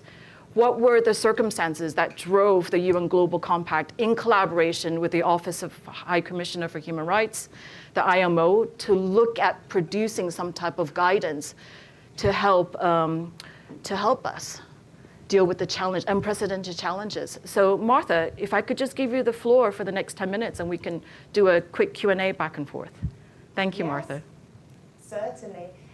Well, thank you so much for that very kind introduction. And of course, my apologies, I can't be with you in person. If it's a bit bright here, it's because I'm currently in London and not Germany, where it's very hot. So great to see you all. So yes, great question. And let's start from the perspective of COVID. And I think, as with many sectors and industries, COVID shone a light on a number of things that weren't going well in our societies. And I think in this case, it's no different. So just to recap what was happening during the pandemic, as we're all very aware, as it affected all of us in some way, shape or form, there are a number of travel bans, government-imposed travel bans, and of course this had a huge impact on seafarers, who of course are often from different nationalities and having to travel from different ports to one another. And at the sort of high point of such of the crew change crisis, around up to 300,000 seafarers were actually impacted. And by that I mean couldn't get off the ship, but also couldn't get on the ship as well. So this was really sort of negatively impacting their sort of basic human and labour rights. And as Mark already mentioned in our sort of first panel, was also infringing on aspects of the Maritime Labour Convention, including, for instance, being deprived of your annual leave, but also other kinds of sort of fatigue, physical and mental health issues, and of course, critically, working beyond the terms agreed in their employment agreements. I think some seafarers were even on board for 17 months. And of course, under the Maritime Labour Convention, it should be around 11 months. So really, you know, lots of infringements happening in that respect. Now, we know, of course, as I already mentioned, that, you know, a lot of these travel bans, et cetera, were coming from government. So they were really being, you know, led from that kind of, you know, political perspective. And of course, as we know, under the UN Guiding Principles of Business and Human Rights, you know, it is ultimately down to governments who have the core responsibility to protect human rights, and they should have done more, and we know that.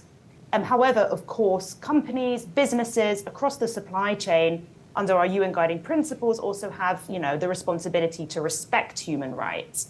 And what we were increasingly seeing at UN Global Compact, but also more generally in the ecosystem, was that not only were governments not upholding their responsibilities with respect to letting seafarers on and off board, but a number of charterers and cargo owners were increasingly exerting pressure along the supply chain across the other direction, and essentially saying that they didn't want crew changes because crew changes took an additional 2 weeks. And of course, they're driven by sort of time constraints. And they were actually exerting pressure on the shipping community not to undertake these routine crew changes. So at that moment, we really, you know, recognized that there was a real need to undertake some kind of business advocacy and education to ensure that that kind of additional pressure from the supply chain wasn't already exacerbating a humanitarian crisis. So that is basically the backdrop to our UN Global Compact and Office of the High Commissioner for Human Rights is what we call our call to business action, which we launched, and essentially called on companies across the global supply chain to conduct human rights due diligence in this, instance of crisis, and of course to utilize their leverage on governments and other maritime transport providers. But interestingly, you know, as the UN, we love a call to action and a joint statement. But one of the sort of feedbacks that we got from a number of companies was, well, you know, how do we do that? How do I conduct human rights due diligence? Like, what does this actually look like? And we really realized that there was very little awareness, if at all, across, you know, really large companies, cargo owners, who one would have thought would have this on their radar. So we realized that that kind of call to action wasn't enough.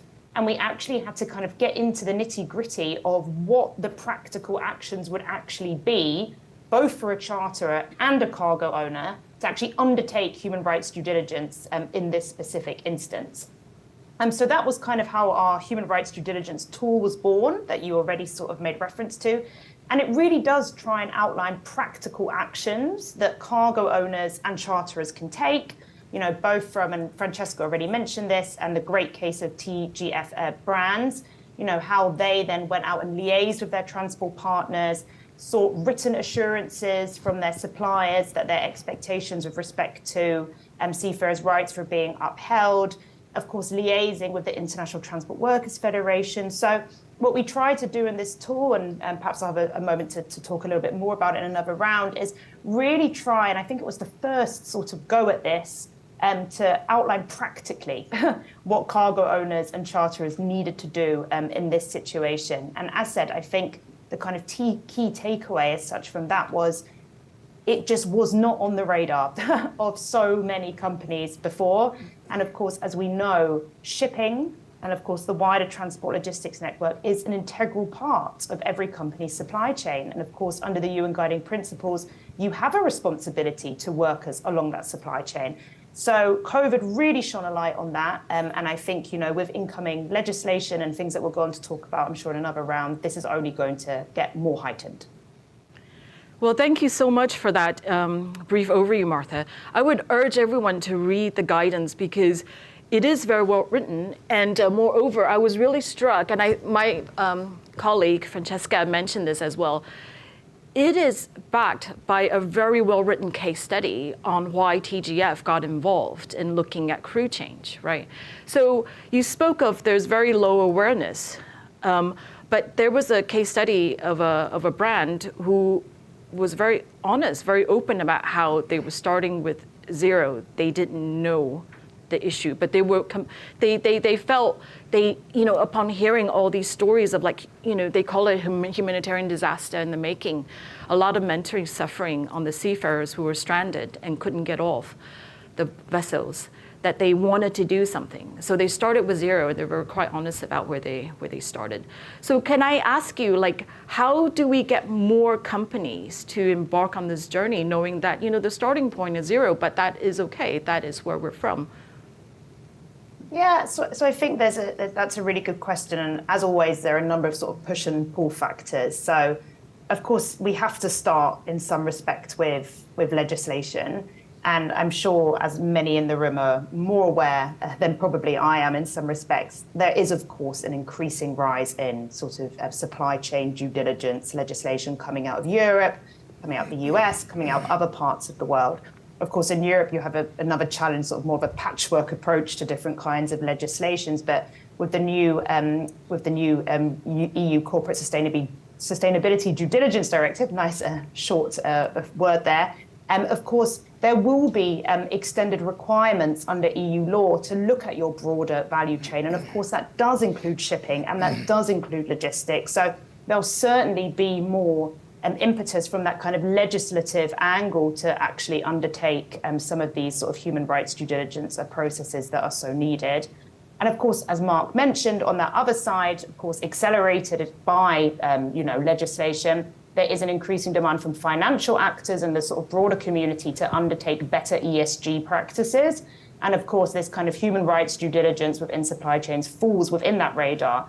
And I'm not going to in any way contradict Mark. I think what he said is true, but we do know what the S is to an extent, and it's human rights due diligence. We know how to handle it. We know what the processes are. We know how to undertake a risk assessment. So yes, of course, what the S is will depend, but we do have the measures and the processes in place, and we shouldn't use that as an excuse not to do anything about the S. And I think, as I said, there is increasing focus on this. And as I said, we do have the tools to enable us to do that. So, as always, it will be a combination of, legislation, but also, actors wanting to do better with respect to their ESG practices, also to support gaining new kinds of finances, like sustainable finance, and all these kinds of things. And I think one thing I'll just end on in that respect, Ben, here to support what Mark mentioned about, what we see in other sectors is that leaders in sustainability, we want to go beyond compliance, right? Compliance is like the baseline. And, we're now looking at what do I do in addition to what I should do?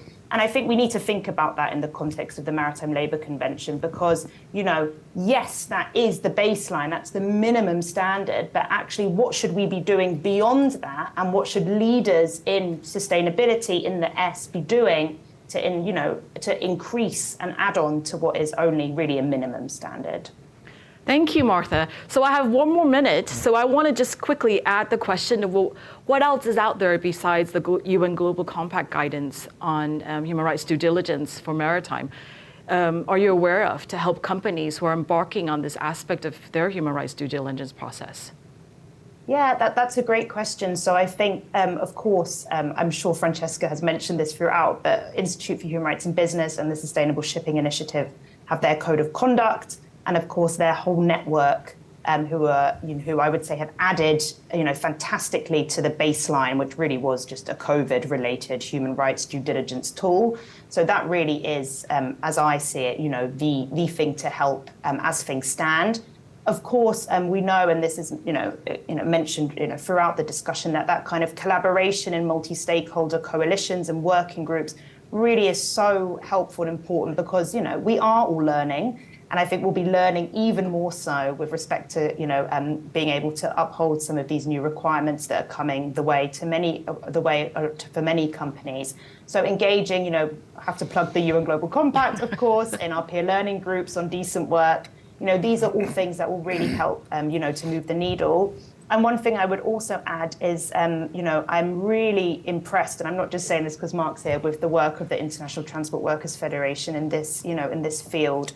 When you now look at the next stage of TGF brand's journey, they've actually now partnered with the ITF, and they are now actually engaging in an MOU whereby the ITF is doing, basically a due diligence assessment across their entire logistics chain and obtaining verifiable data for the company to make sure that they are mitigating and responding to any risks. So that is a really, we know that unions and workers are one of the most important stakeholders when it comes to human rights due diligence.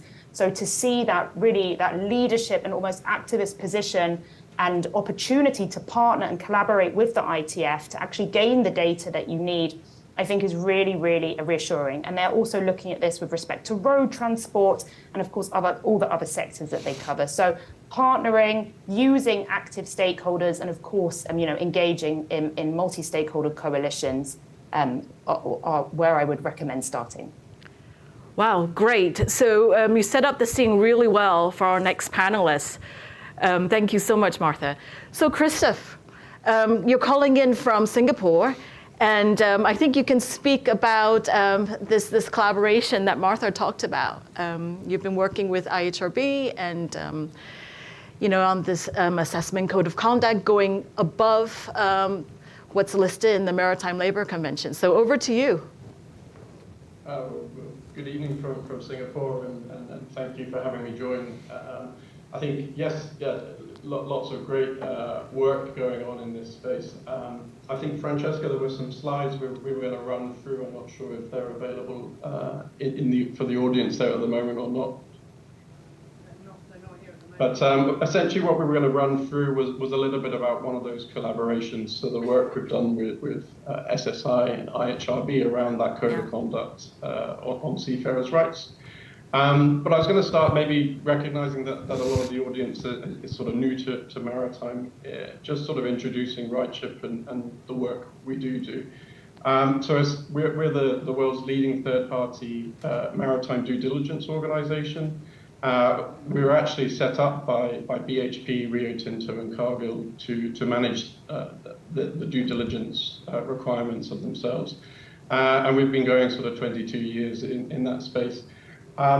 What's, I think, really interesting with RightShip is the people within the organization. So we've probably got enough ex-seafarers working within the business to crew 2 or 3 container vessels, for example.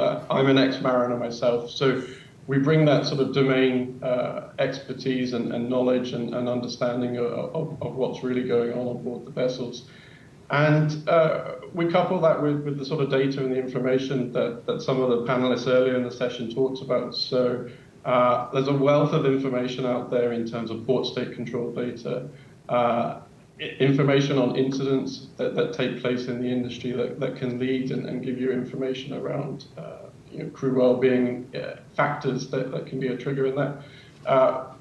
Also physical inspections of the vessels themselves, and there's many parties doing these, and we conduct our own across vessels.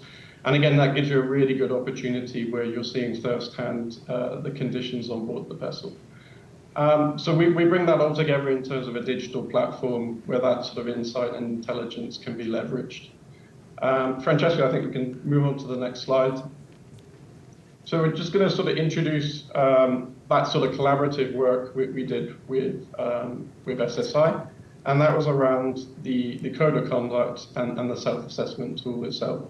And I think really that links into what Mark introduced around the Maritime Labour Convention and the fact that it's really a minimum standard. And the working group we had, we really looked at this and looked at what more can be done in the space for crew welfare and crew well-being.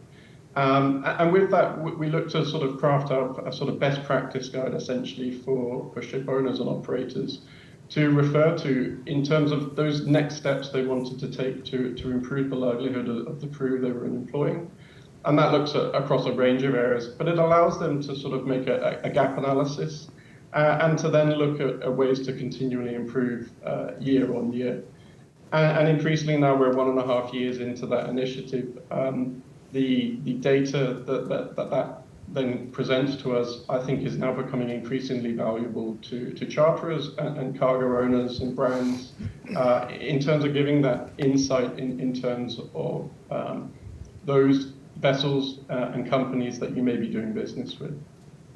So if we go on to the next slide, we've got a few just very high-level stats in terms of the data that we've collected so far and the companies that have contributed. So on the left of the slide there, we've got the sort of the key areas which I think will resonate with everyone today, and particularly the fair terms of employment. So that very much looks at the recruitment policies, forced labour, the payment of fees, but also goes beyond that in terms of basic, intermediate and advanced levels of best practice in this space.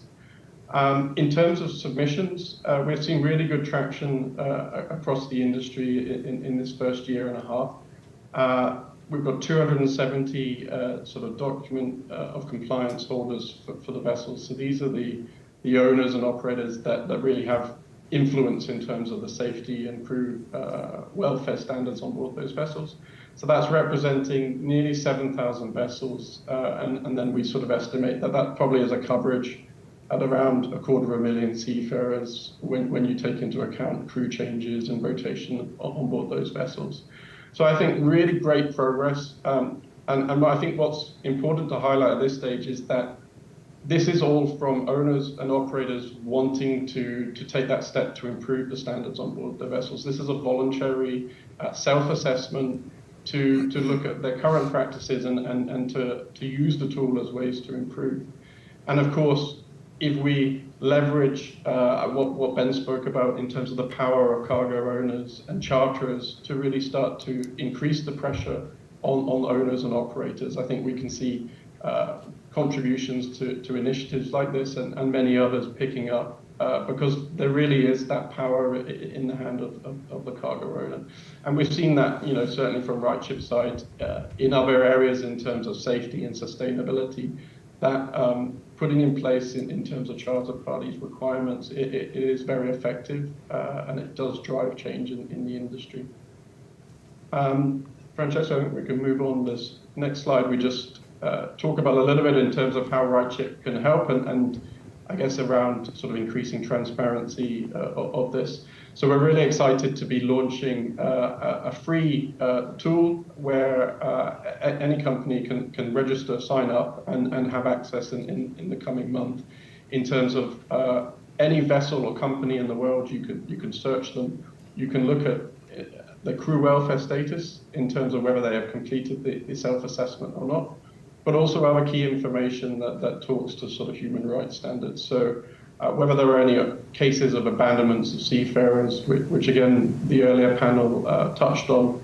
I think since 2001, over 10,000 seafarers have been abandoned. Of course, thankfully, this is relatively rare events and it's on the tail end of the shipping, but I think it just highlights the risks that are out there. And, it's really critical that you know who you're dealing with. You've got that insight, intelligence to be making the right decisions and understanding, your risks and managing that. So there's a QR code there. I think we've shared it as well. So please, do make use of that. We want to share that insight and information, make that available, be as transparent as possible in terms of those who are contributing. And start your journey in terms of filling in some of those knowledge gaps in terms of the information that sits out there. But thank you. I'll hand over, Bonnie. I'm sure you've got some follow-up questions. I do. I have more questions for you. So you speak of how thank you, Christopher, for that. So I have three things. So let's see how far we get in the next 5 minutes. So you speak about making it free, right, to ship owners to use. But how do you, even with it being free, how do you encourage more to use it, to self-assess? And then and I also want to give you a hard one. verification. I think in some ways it shares similarities with the global compacts, where the companies produced a report that is put up on the web, and it talks about their adherence to the 10 principles, but it's not checked, it's no oversight. So let's start with there. How do we get more people to use it, and who verifies? Yes, absolutely. So I think it's been remarkable, I think, in terms of the work and the coverage that's been achieved so far.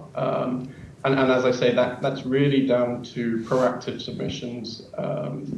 Of course, there's been leverage. I think there's some really good examples in terms of some of the big charters really buying into this initiative, and some were part of the working group in terms of forming it up.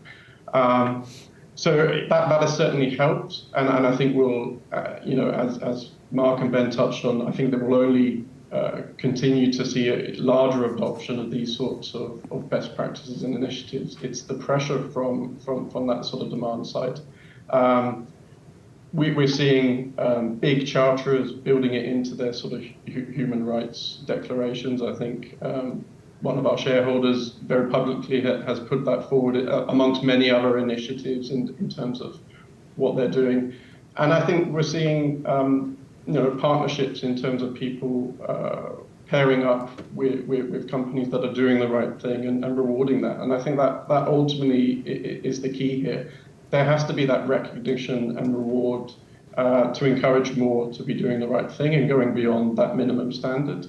And from RightShip's side, that's certainly where we see this. Making that visible and available within the platform against a vessel or a company.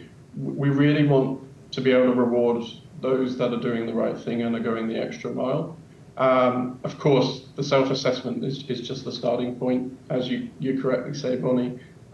There's got to be that governance around it. There's got to be that verification if we're truly going to use this and trust it completely.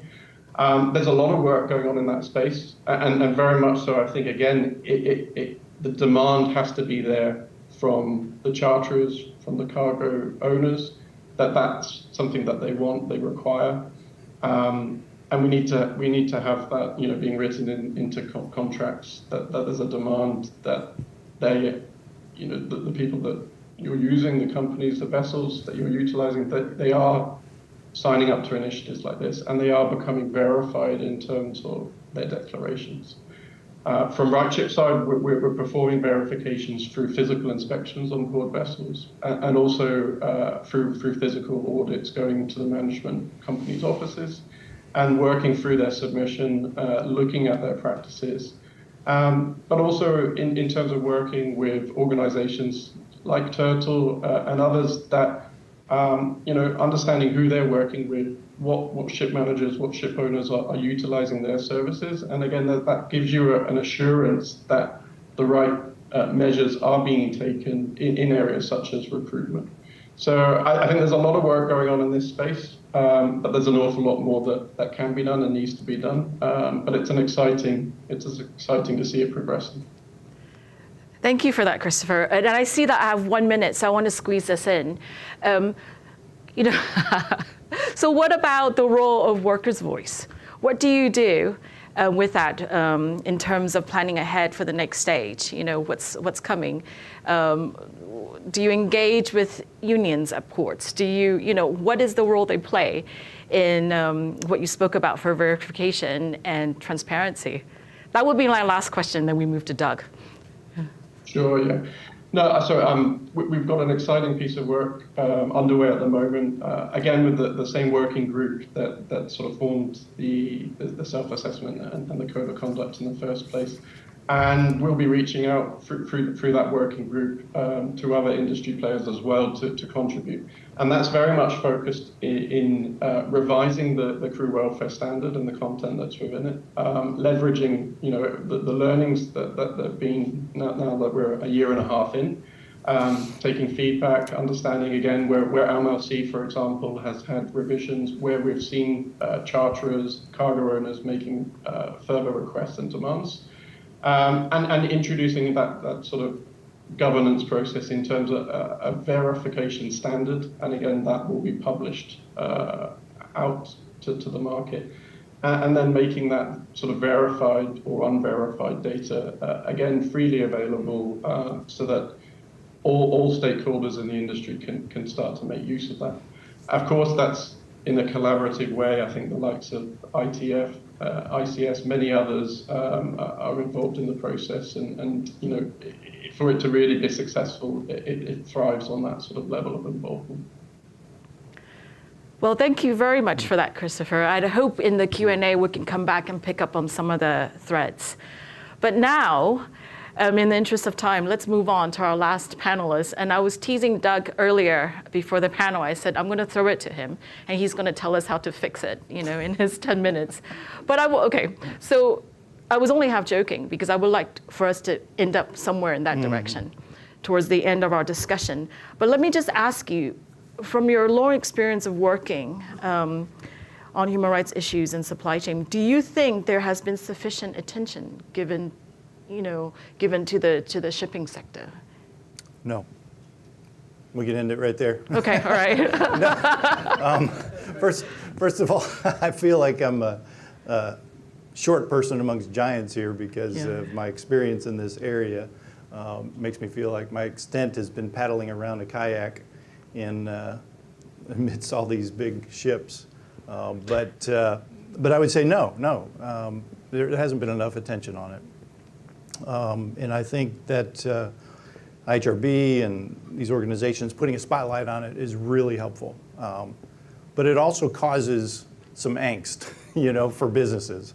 I think, if you think about how businesses have approached supply chains and responsibility in supply chains, they started with tier 1, tier 2, what they buy, what's manufactured, what's sold them. Now they're being told they got to go to tier 3, raw materials. You got to do it. So you're going down that train of thought, and then you got to throw in, we got these recruiters over here that we got to start monitoring just in that product supply chain, which that's another element of complexity. Now you're like, we got to look at all the shipping now. Yeah, and let's talk about value chain, right? And I'm going to say that's a whole nother discussion internally, because that's a different department within companies. That's your logistics, your transport. It's not the same contracts, and so I think there has to be discussions internally. I'm trying to jump to solutions, I guess, quickly, but as I think it through, companies need to have your human rights people talking to the logistics people now. Your lawyers for the logistics are going to be different from the lawyers that were for your compliance or for your corporate affairs or whatever it is. So you're going to have to involve different lawyers now. And I think that those contracts with freight are different than your master service agreements with suppliers. And so you're going to have to embed these standards, and the standards for suppliers you might have aren't necessarily going to be in those freight contracts. And so I think you've got to start with embedding it in those. So sorry, I'm jumping to the solutions. I'm just trying to help you think through why this hasn't been focused on, I think, yet, because it's an aspect of the supply chain that is very different from what companies have been focusing on.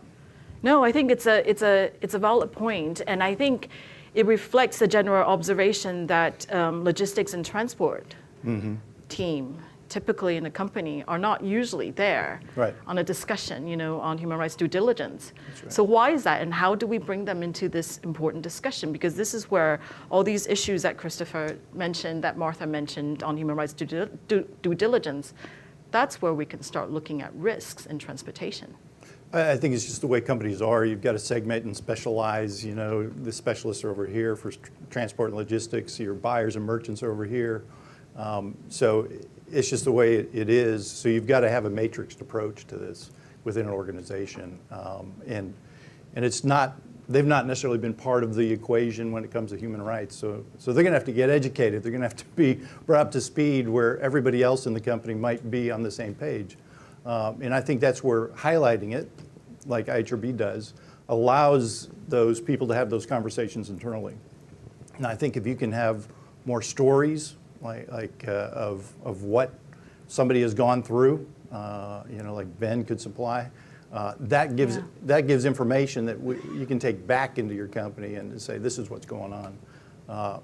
And then I think, if you're trying to do this internally, you got to start looking at risk.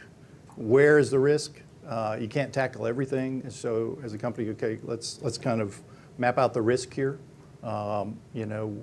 Which lines, which freight companies are more risky? Does it depend on where the flag state is? These flags of convenience seem, in my mind as a lawyer, seem to go like, okay, if I want to skirt the system, I might go to, let's pick a country that I think is is not very restrictive, and I'm going to go with that as a ship. And so something's got to be done around there. So I mean, this is a whole ball of wax. I think this is huge. Yes, a whole ball of wax. And I think it's going to take, the spotlight. It's going to take business. Whether you've chartered or cargo owner or importer, it's going to take that as demand we've heard. I think is important. It's going to take, those actual owners of the ships doing it. And then I think there's a whole public policy piece to this that has to be done, advocacy, and how do you advocate in Panama when you've got, okay, that might be where the flag state is, but you've got a bunch of people from the Philippines, so you're going to have to advocate for changes in Panama, perhaps, be more restrictive, or maybe they need more resources, or the ports need resources, and then you're going to have to advocate for maybe policy changes within the Philippines. You got to be more restrictive of the manning in the manpower part of it. I'm kind of smiling a bit because panel 1 opened with this short introduction about how complicated it is. We're looking at flag state, we're looking at port state, and then not to mention all these jurisdiction issues. Law of the sea typically is not an easy law class, for these reasons where you have different overlapping jurisdictions, you have nationality of the seafarers, you have a ship that can be divided and bought up by different people, you can have ports that are divided and different people own it. So it is complicated. So I think that is a barrier, to a lot of people trying to understand the maritime sector, how complicated it is. And I think you mentioned very, very rightfully so, the regulation, right? Internationally, nationally, it is a very mixed picture. I mean, I am astounded by the fact that UNCLOS, the United Nations Convention on Law of the Sea, if you look at slavery, they prohibit the transportation of slavery. So the question is, okay, so is the use okay? Right. So I think the people tend to feature very weakly in a lot of these international discourses on ocean governance, and we need to change that because we see the effect of that trickling down to the national level. So you spoke of the power of stories, and I think going back to what Martha said about the due diligence briefing produced by the Global Compact, it was that. The case study they used was, it started with the company hearing about the tremendous the unfolding humanitarian disaster for crew that was stranded, and they wanted to take action, and they fed that to the board, and there we're seeing all that ripple effects, that Martha spoke about. So I think that is indeed very, very powerful. So let's move the discussion a little bit to your idea of solutions. So where do we start? You alluded to groups like this, where we, multi-stakeholder initiatives. Is contract an option? Should these clauses be inserted into contracts like Christopher suggested? Yeah, I think so. I think if you want to protect yourself as a company, you better put some of these in there. As you have a freight contract, especially if you're going to charter vessels, which was popular during COVID because of the supply chain issues. You're a step closer to the conduct, and you're a little more. You're always responsible, but you're a little closer to that responsibility. And so if you didn't have something in there in a contract, you're very exposed, if you didn't. And so, I mean, that's the first step in the OECD due diligence is embed it in your management systems, get it in the contracts, and that's what everybody has done. Companies have done with standards for suppliers. I mean, they put those in the contracts. Well, these are different contracts now, and we've got to make sure that the same type of thing, the code of conduct that we've been talking about, is probably in those as well. Okay, so contracts, Yeah. that's one thing. more awareness around the stories of the negative impacts, human rights impacts, the high recruitment fees that we looked at in panel 1. Let's look at some of the other solutions. What about ports? What can port authorities do? They're the linchpin. You know, if we look at maritime transport and transport on land, should we ask more of port authorities? What are their due diligence procedures? I can say that I actually looked up the Freeport documents that the UK government is proposing, just to see what were their provisions on human rights, and I don't think I found any, you know? So how do we change this whole ecosystem where, again, the people do not feature in issues of governance in these talks of trade? Yeah, Ben mentioned earlier about inspection and monitoring being, filling those holes in the ports and getting that done, you know, and it really might be that there's a lack of resources. You know, I don't really know in the ports. Yeah. And so it may be that there needs to be some input of extra resources, whether it's, you know, another country, USAID helping kind of, for example, or DFID helping to actually build up the resources of those ports. I mean, that may be a solution to that. I see our online panelists nodding. Can I ask you for some of your thoughts? Martha, do you want to jump in? Yeah. Sorry, I was nodding. No, I mean, I was nodding and thinking because, I mean, ports, sorry to bring more complexity into it, but of course ports are also incredibly complex. You have public ports, you have private ports, so their kind of entry points into action will be quite different. With respect to privately owned ports, of course, that same kind of logic with respect to rising ESG, all these kind of things may apply to them, and that we see ports already having certain sort of measures in place for ships visiting ports with respect to their GHG emissions or green credentials. So one could assume that something similar might be done with respect to human labour rights.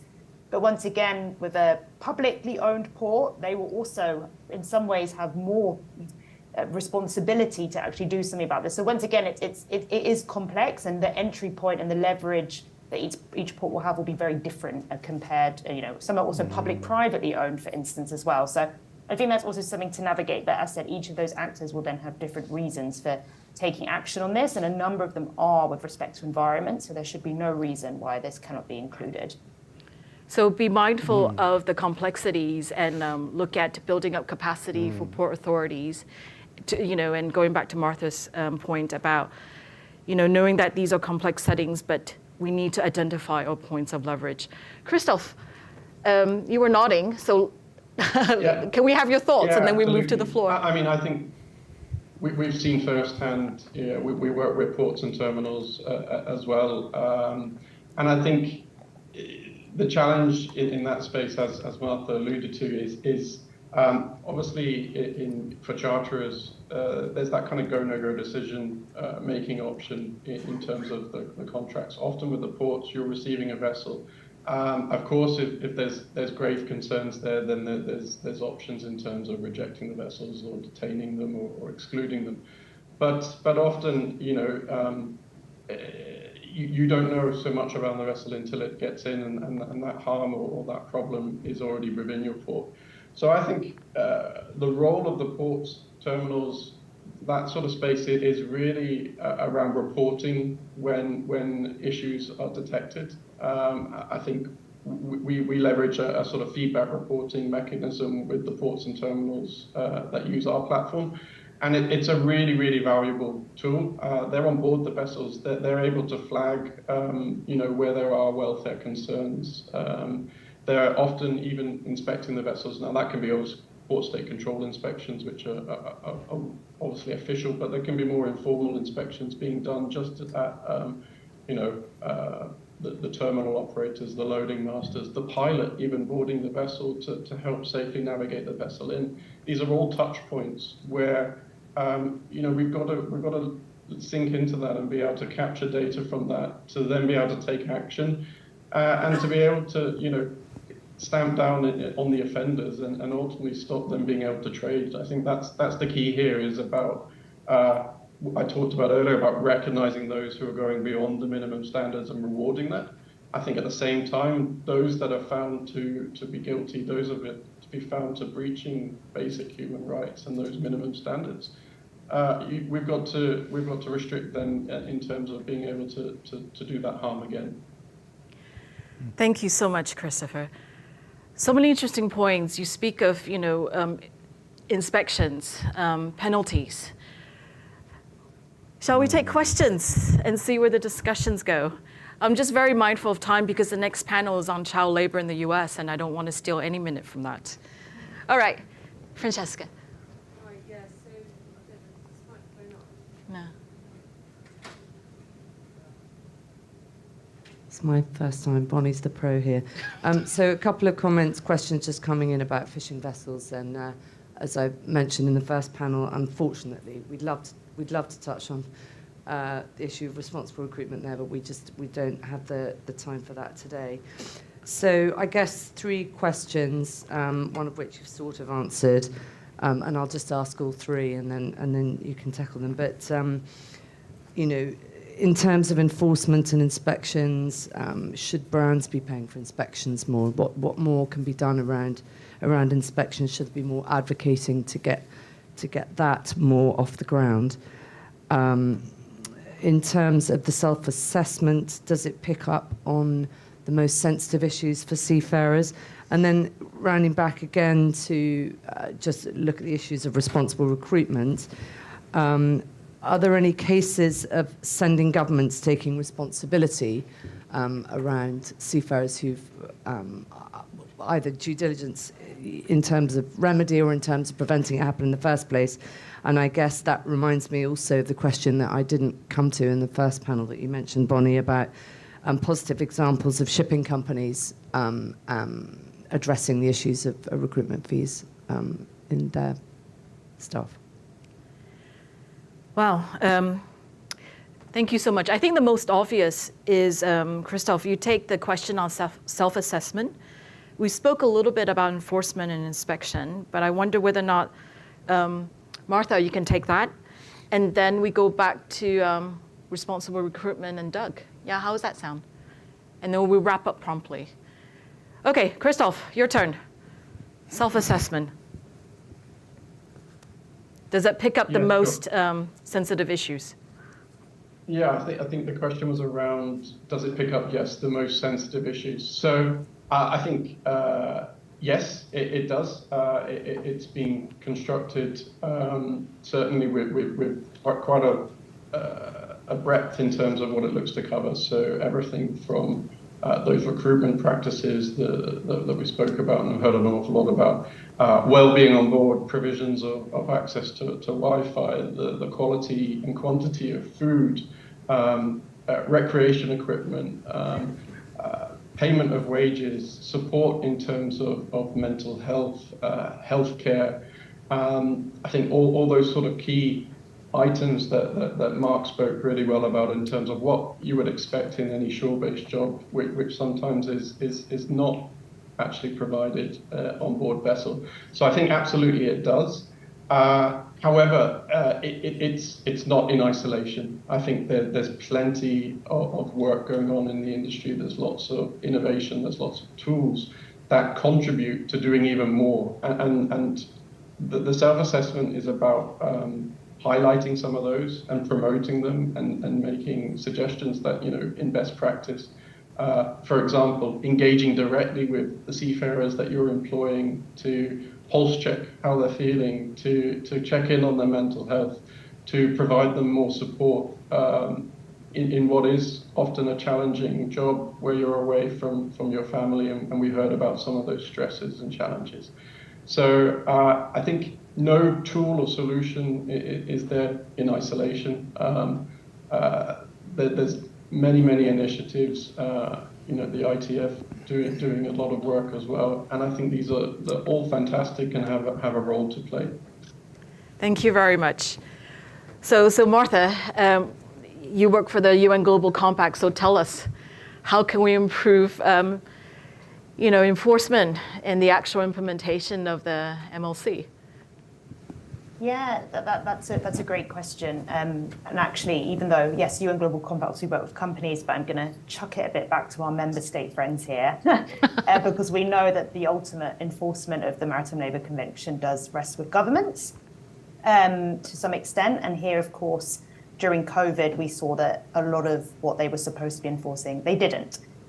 So I think, there's lots of lessons to be learned there to how we can ensure that governments and authorities actually enforce what they've signed up to under the Maritime Labour Convention.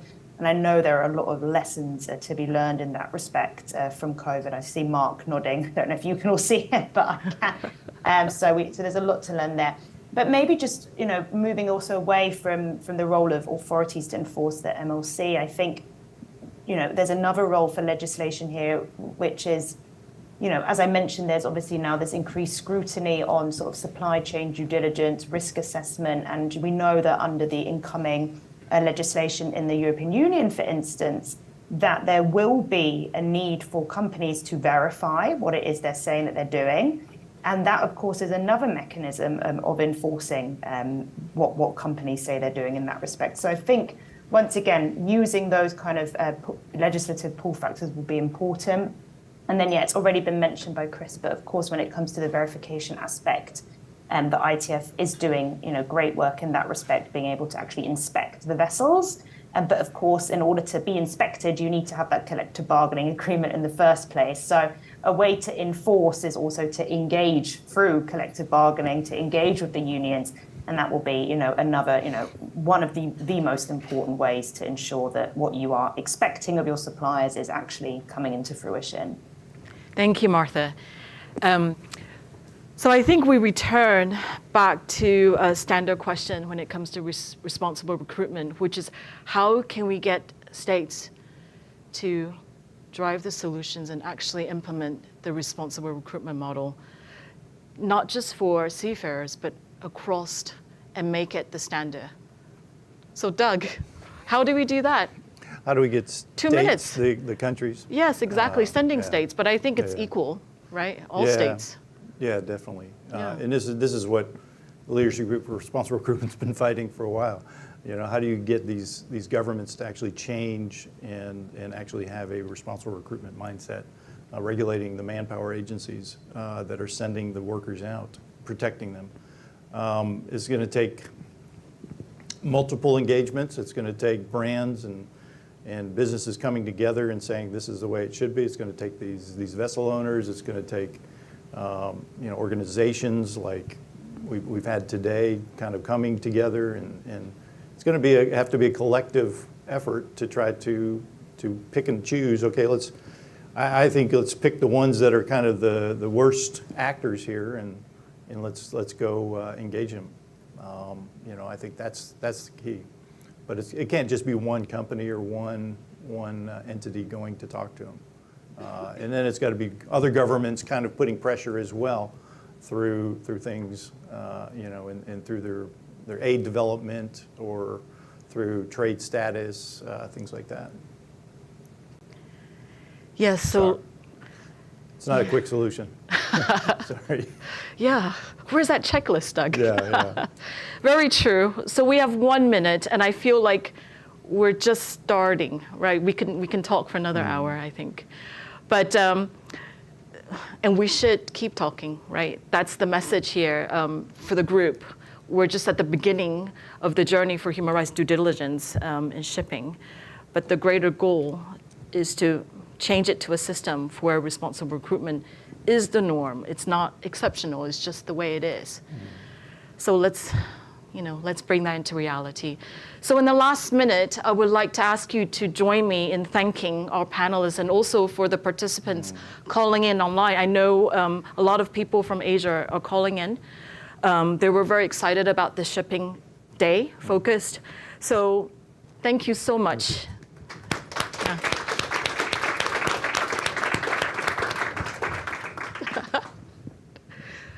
All right.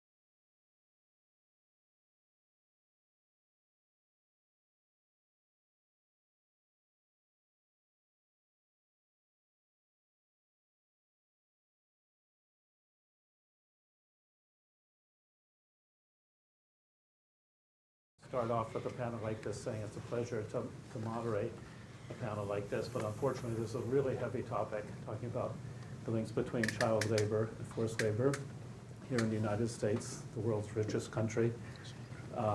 And I think what we're going to do today is try to, in just the space of an hour, use the resources and expertise of a really terrific panel we have here, made up of civil society advocates, data providers, business experts, and other service providers, to help all of us better understand the nature of this challenge here in the United States, but more importantly, to also focus not just on where this risk is and try to begin to approach this problem of child labor and recruitment abuse in the United States as something that's new and something that people have to sort out whether or not they're associated with it, but rather to face it squarely as a deep and systemic problem. That's not just something that happens to be noted by a New York Times reporter in February, Hannah Dreier. I'm hoping that many of you have read her expose, Finding Children 11, 12, I think even 10 years old,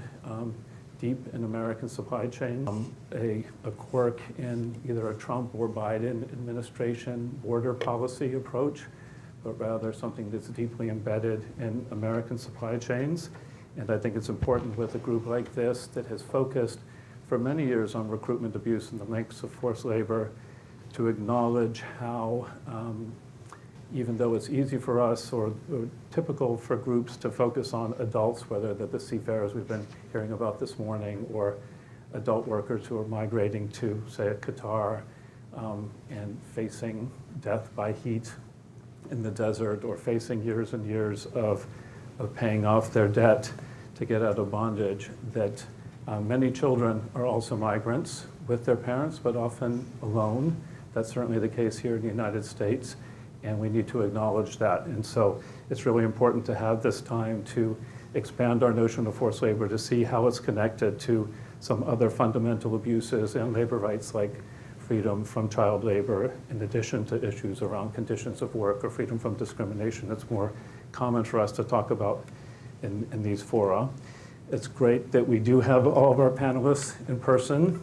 And so hopefully that'll make it a little bit easier for everybody, and certainly for our colleagues who deal with the complicated tech issues of having a global online forum.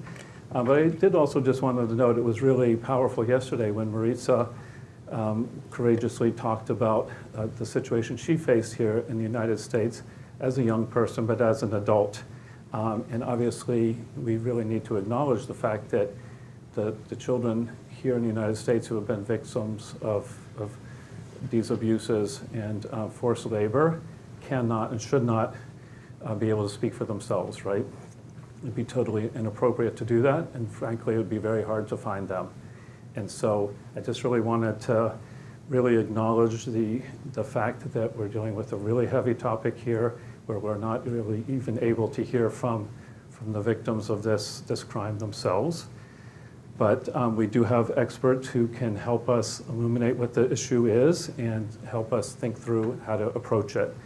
So what I'm going to do with our time is ask each of our panelists to just first briefly introduce themselves, help you see where their organization is focused as a resource provider or expert on this issue of child and forced labor in the United States, just very briefly.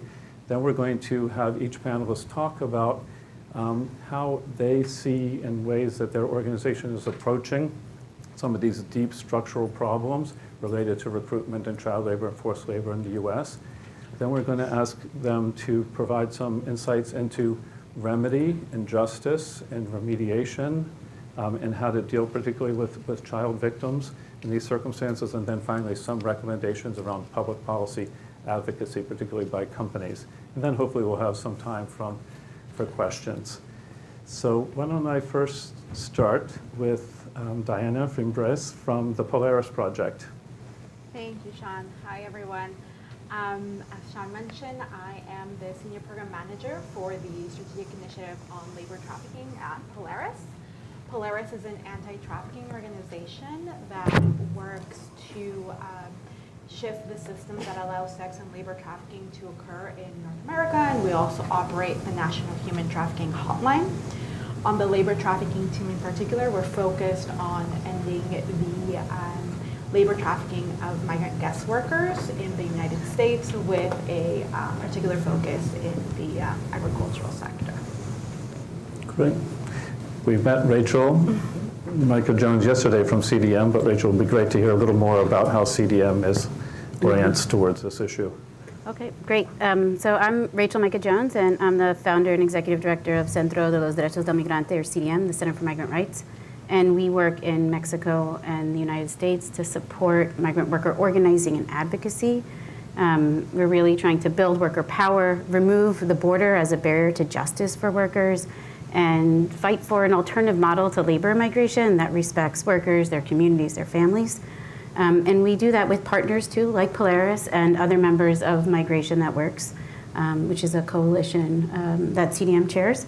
And with respect to child labor, at CDM, we've always seen cases of child labor, but usually in agriculture, and even in the H-2A program, there are minors who are recruited to work in agriculture. But more recently, we've seen cases in protein processing industries in the Delmarva Peninsula, in the automotive industry in the South, where we have cases. And so I think what we're seeing at our organization really mirrors kind of the data that we're seeing from the Department of Labor and others about the increase in child labor.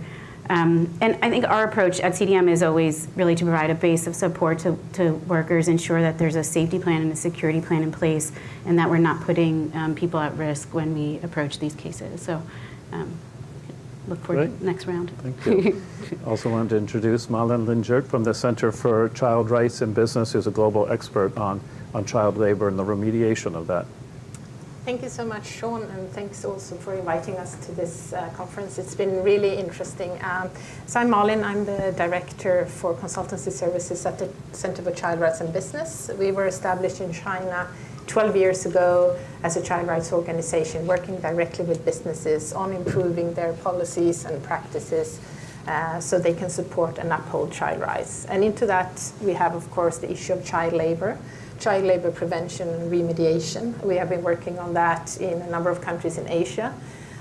We do that through businesses that we work with. So we don't work really with governments. We work directly with businesses and their supply chains. So we work with child labor cases that are either identified by ourselves through child labor risk assessment. It can be in manufacturing industries in India, or it can be in pepper plantations in Vietnam.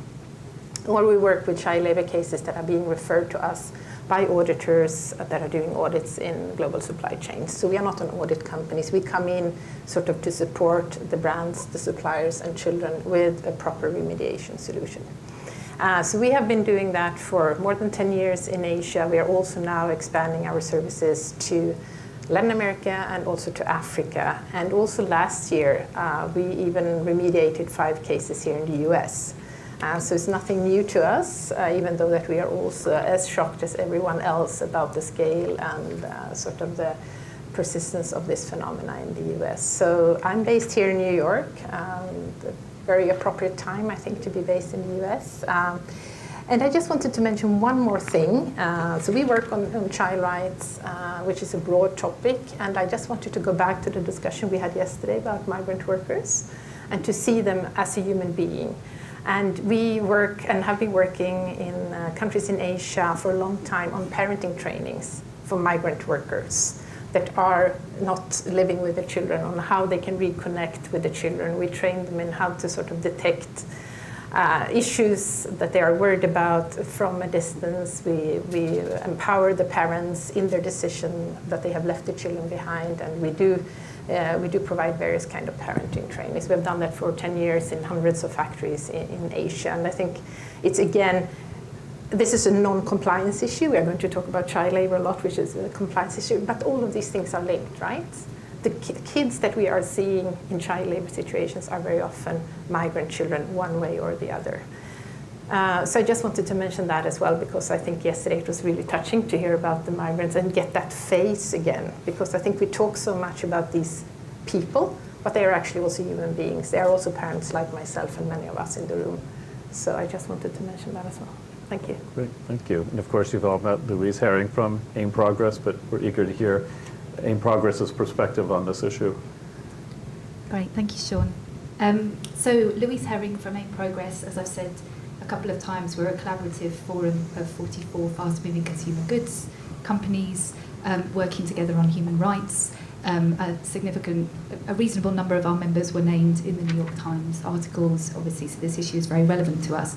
I think I just wanted to say by way of introduction that I've worked in UK food and human rights for about 15 years now, and we've been talking about forced labour as a UK-specific issue for a very long time. So to some extent, I think your introduction, you talked about, this being a kind of new topic. I think certainly for me, and I think in the conversations with members, what I was relaying was, in the UK, there's a recognition this is a real risk. Forced labour is a real risk, not so much child labour, but it's been a risk that's been acknowledged for quite a long time. And perhaps this is, for corporates in the US, just a realisation that those risks are there, a change in mindset, that a country that you perceived as being low risk actually isn't. I know we'll go into the more detail of what we're doing, but I think there was a couple of things I just wanted to touch on by way of introduction. I think one was to say that in our approach, and would welcome the kind of comments on this, we are thinking of child labour and forced labour together. So we're acknowledging that if the figures are there about increased risks of child labour, then forced labour risks are also likely to be there as well. So we're thinking about these things together. The approach that we take is to be very practical. So as an organisation, that's what we're focused on, is what can we do, what should we be doing now? And that's what we'll touch a little bit more on. But also our strength as an organisation is the ability to drive convergence across our members and to say, actually, it's most likely unhelpful if company A does one thing, company B does another thing.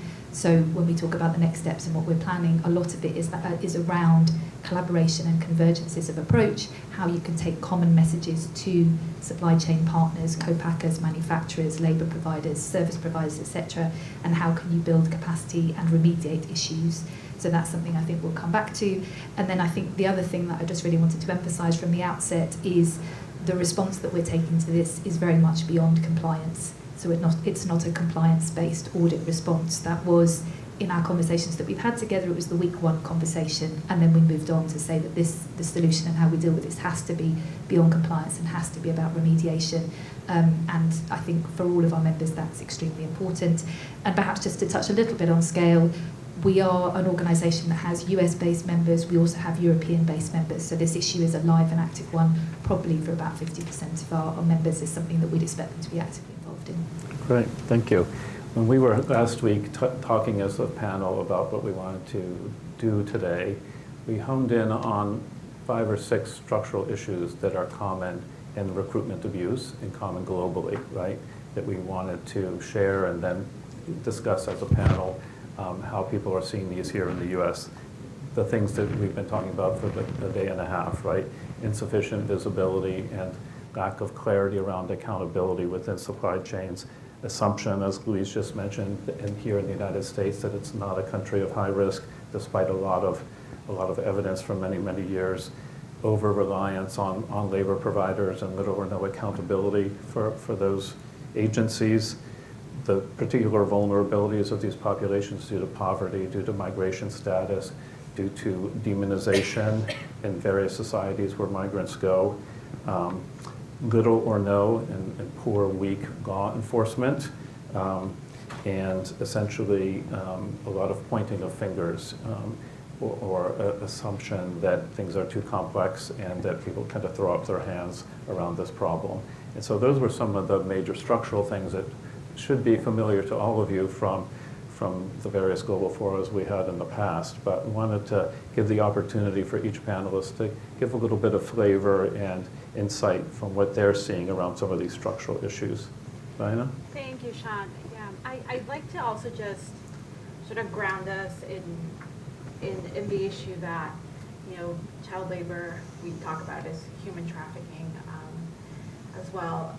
It starts with that, right? Like vulnerability is a starting point. So I think it's important that when we're thinking about how a trafficking situation happens, it doesn't happen in a vacuum. And I think it's important to put each individual person in that context, right? Before they even leave maybe their home community if they're a migrant, right? So how do vulnerabilities compound? And I think that's an important question, that trafficking is the result of something, right? It's normally when a lot of different systems maybe have failed a person and leaves them in this completely exploitative and vulnerable situation. So I always like to point back to that because we can talk about indicators and things like that, but it's always important to ground how the individual may be vulnerable to begin with. Here in the United States and through the National Human Trafficking Hotline, we've been able to get some reports around what we call minors in labor trafficking or child labor. And part of what we're seeing, and again, this is, not prevalence data by any means, but we see this across industries. So we see this in agriculture, domestic work, peddling and begging rings, and so we see it across quite a few different industries. But when we start to delve into, again, what are those vulnerabilities that we're seeing, the first one that pops up, which is no surprise, is recent migration, right? And so what, again, recent migration, how does that place an individual in this country? What does that mean, right? That means maybe barriers in language, right? It means barriers in just knowing the system around you. So that's a key element. The next vulnerability that we tend to see, which is similar to what adult victims of labor trafficking incur, is debt. So we're seeing children coming into this country with debts already incurred, right? And again, those vulnerabilities compounding, right? They're in a new country, now they have a debt, right?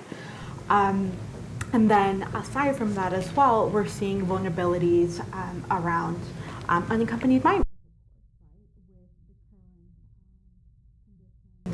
In migration in this region, right, we've definitely seen an increase reporting since 2018 in young children that are coming through borders and ending up in these situations. Some of the indicators and elements of force, threat, and coercion that we're also seeing tend to mirror what we see in adults in some cases. In some cases they're similar, in some cases they're different. It's similar in the same type of economic coercion that we're seeing again, right? And so by economic coercion, again, it can be debts, but it can also be withholding of wages of children, right? So children are, again, coming in debt, they're working, but they have to pay something off, they're getting their debt withheld. An element of force, threat, and coercion that we have also seen more with minors than with adults is an element of emotional coercion. That's usually something that is reported with adults, but definitely something that comes up more in the data, right? And that can be manipulation. Of course, these are young children, right? So it can be manipulation, abuse, and then all the other indicators that we see, right? Threats, right? Whether it's, all sorts of threats, even threats of deportation. So all those other elements are present in these conditions. And so I think for us, really, the important part is, again, getting at those systems, right? How do we start reforming the systems that allow this to happen, that a lot of times are shared with the systems that adults learn, right? They're sharing those spaces, right? They're in the same plants as, meat packers. So it's important to also think about the issue holistically. And sort of maybe a question I pose too is, when we talk about child labor, what is the connection with adult forced labor, right?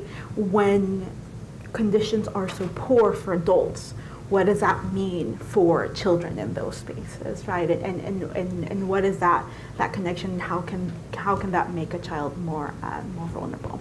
So I think I'll leave it there. Great, yes, thank you. Rachel, what are you seeing? Well, actually seeing a lot of what Deanna had said in terms of the issues around isolation, language access, lack of services and supports, and certainly debt is a major issue. And the one thing that I would add is where we're seeing cases of child labor and forced labor, they're often in plants where they are using staffing agencies And so, for example, Reuters did an expose on child labor in the Hyundai and Kia plants. We are bringing a class action against Hyundai and Kia for wage and hour fraud and other violations on behalf of guest workers, TN workers, visa holders who are employed in those same plants. And so just generally, like, what we're seeing is this role of staffing agencies being really significant in all of the industries where we're seeing cases of child labor. Right, yeah. And Marlon, what are you seeing in terms of these global trends that you've worked on for years and how it's manifesting here in the U.S.? Yeah, I think that it's very much the similar things that we see that we have seen in the countries that we have been working in Asia. We see, as you mentioned, is the recruitment, excessive use of recruitment agencies that are not monitored properly. It's insufficient visibility into the supply chains. It is over-reliance on subcontractors. Then we have this vulnerable population in this mix. So I think that companies that were named in the article and that are here in the US, I think that many of them can use their learnings and the best practices from the work that they have been doing in other global sourcing countries, because it's very much the same, right? I know the context is different, and we can talk about at length about weak legislations and weak enforcement, but that's in many other sourcing countries as well, right? That's nothing that is very specific for the US. So I think that there are a lot of learnings. Companies do have a lot of policies and procedures in place on how to handle these issues and how to deal with unauthorized subcontracting. So I would urge all companies to look into that, look what you have. Use them also here in the US, because it's clear now that this is a high-risk country. We have similar issues that we're seeing everywhere else. And then I would like to address, again, the elephant in the room. And I'm also saying that because on Monday it was the International World Day of Child Labor, right? Which we have now celebrated not celebrated, but we have commemorated that for 10, 12 more than years. And we were having a series of webinars and we were discussing and so forth, and I was thinking to myself, am I going to sit here in 20 years' time on the World Day of International Child Labor? No, now I'm done. This has to be it, right? So it's also an urge to companies to look into your business practices, your sourcing practices. It comes down to that very, very often. We have vulnerable children, we have a lot of issues, sponsor program that doesn't work as well. But please, see your own role in this. See the link between your business operations, the way you do your purchasing, the way you put your orders, and see your role in this. And there are a number of things that all of us can support you with in that. And I think it's also a matter of acknowledging that we have these challenges, because if we can't talk about it openly, then it's very difficult to address them. So I think we all know that this is a challenge. We need to address them, and we have tools for that. So let's get started. Great. Louise, you mentioned you have obviously American members as well as companies from other parts of the world. How much of a sense of American exceptionalism is the elephant in the room? I have to be honest, it hasn't been part of the conversations we've been having. Like, a couple of people have asked me about that, as we've been talking together, and I think the response, from my perspective, the response from members, I think, has been a mature one. We haven't, we have been focused on what do we do next and what do we do next together. We haven't had conversations about sending out questionnaires to suppliers or auditing. We've said we know that we need to do more than that. I think the lessons, there are always more lessons we could learn from around the world, Marlon, so I totally take your point. But again, I think, the fact that there is experience of this issue in a different form, enforced labour form from the UK, from Europe, is actually really helpful, because it's something we can build on and we can say, let's not go down the compliance route. So the next steps that we are looking at and we're exploring together are about a lot of the things that, Marlon just touched on, which is, how do we build understanding of this issue with those areas where there's more exposure to risk, so with labour providers or service providers or suppliers further down the supply chain. How do we increase the understanding of the causes of these risks? How do we try and build trust and openness?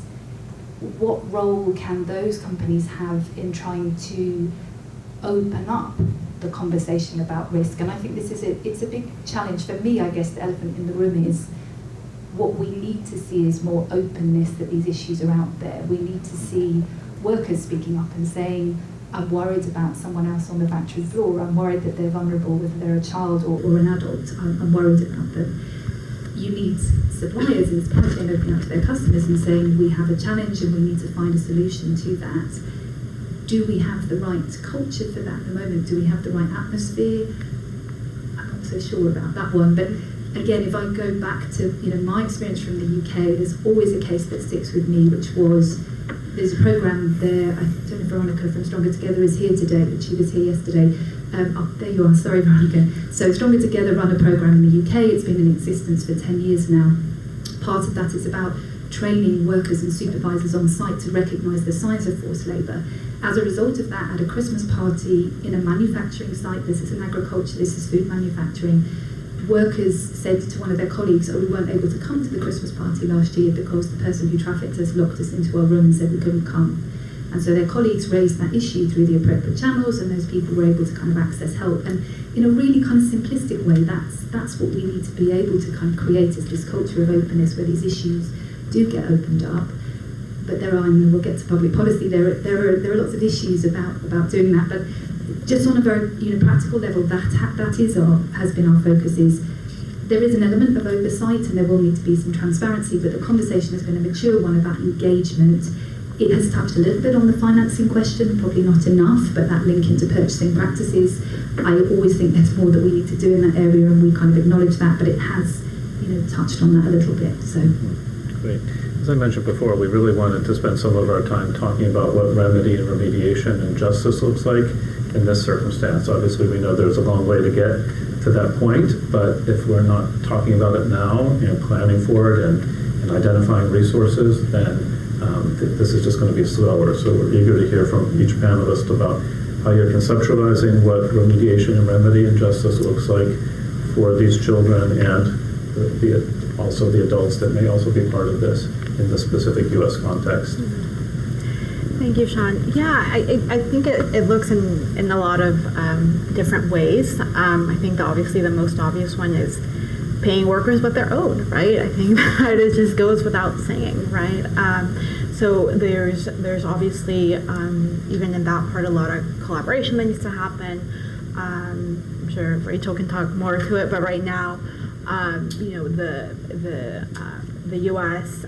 Department of Labor has created a partnership with the Mexican Secretaría de Bienestar to return and find workers and be able to give them back wages, right? And so that's a very key, obviously an important part.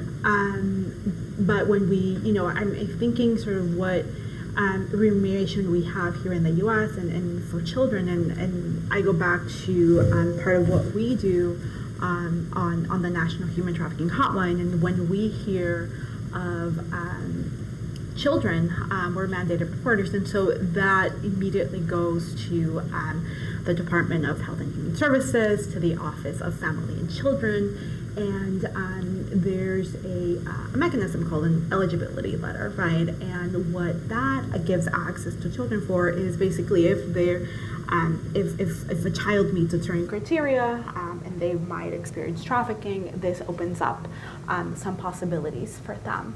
And that includes access to services, access to specific case management. It opens up services to medical services, food assistance. So basically, the same services as a refugee, and that is important, right, for children who we detect to be able to have that access through the work that we do. Rachel? Yeah.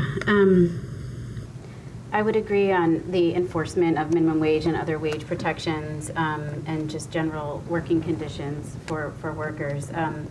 The concerns or the issues that we've seen, I think probably lots of us are familiar with them, have been the implications for workers through mandatory reporting sometimes, which can create accessibility and eligibility for benefits, but can also cause harm in some instances, family separation and other issues. And so, you know, for us, like, we're really focused on ensuring that workers' rights as a whole are protected. And I think it's really important to take that into account too, because the child labor provisions are also, there's no private enforcement.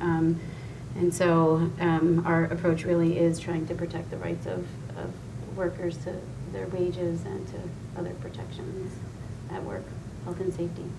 If I may just kind of compliment Rachel's or just comment, I think that at the end of the day, that's the game plan, right? Because if workers' rights are protected, right, it doesn't have to get to that level, right? And so, to what Louise was saying, right, in that environment where you know, there can be reporting of maybe things that are in child labor, but or of conditions that are subpar. It doesn't get to that, right? It doesn't get to that continuum of exploitation where kids end up in this way. So it's very important, very key to just start with that as a basis, right? And then when it gets to these extremes, then, you know, there's different mechanisms. So.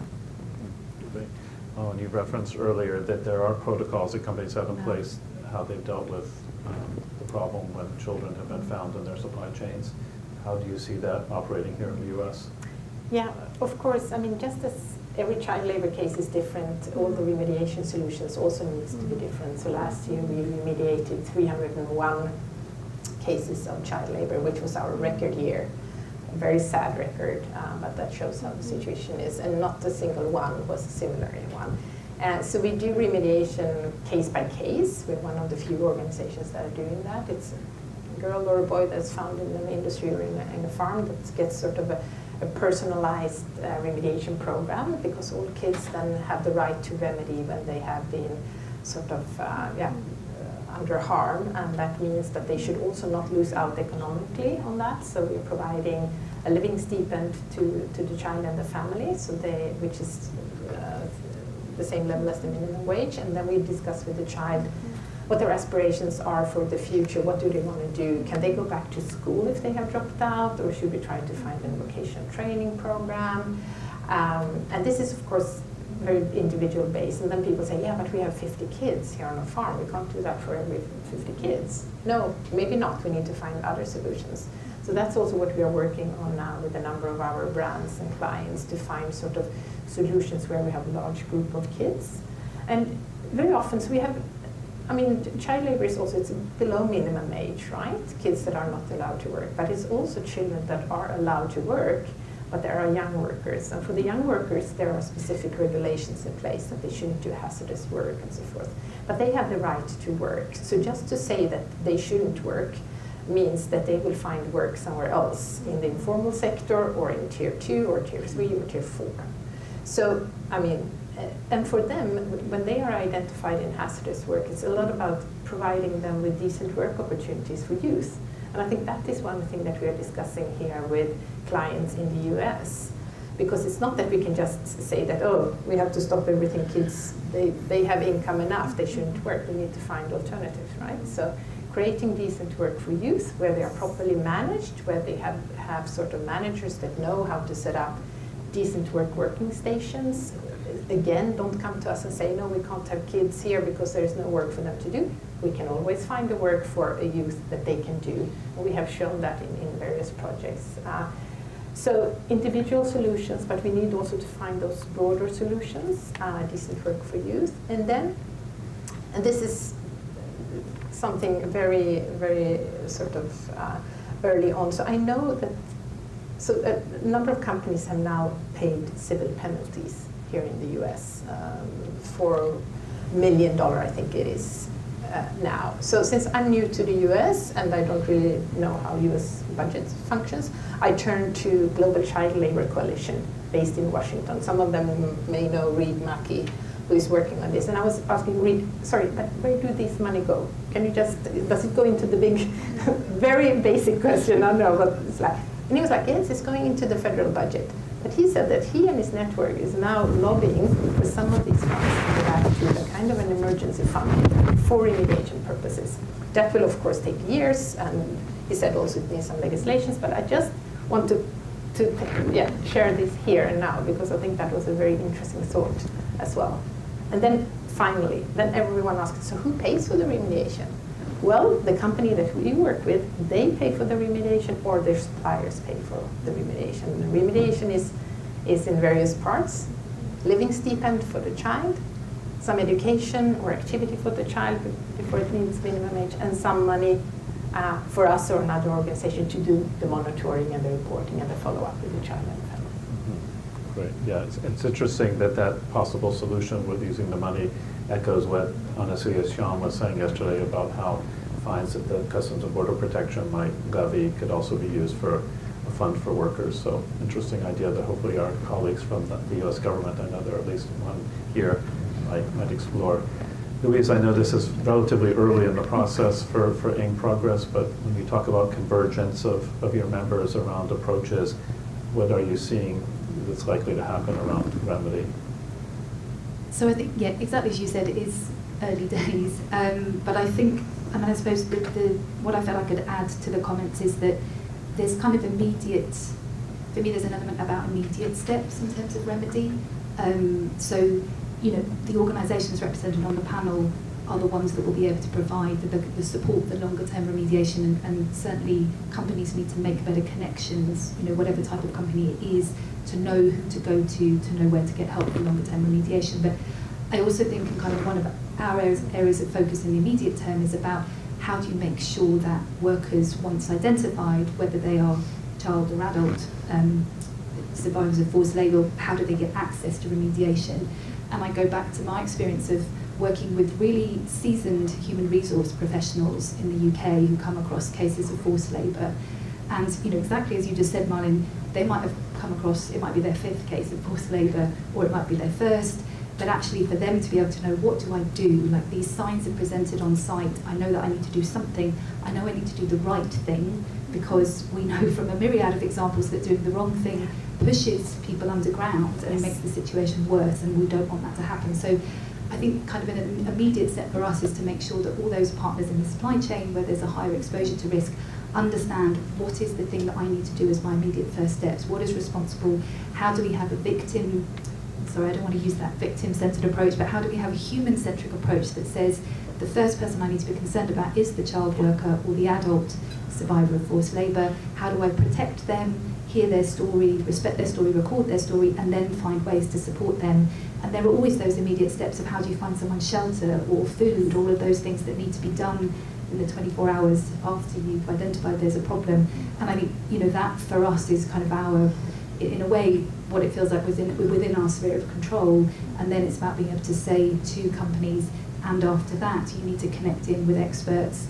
You need to find out where the money's going to come from to support this and kind of the longer term steps. But yeah, that was just a reflection based on my kind of lived experience of working on this with suppliers in the UK. Great, thanks.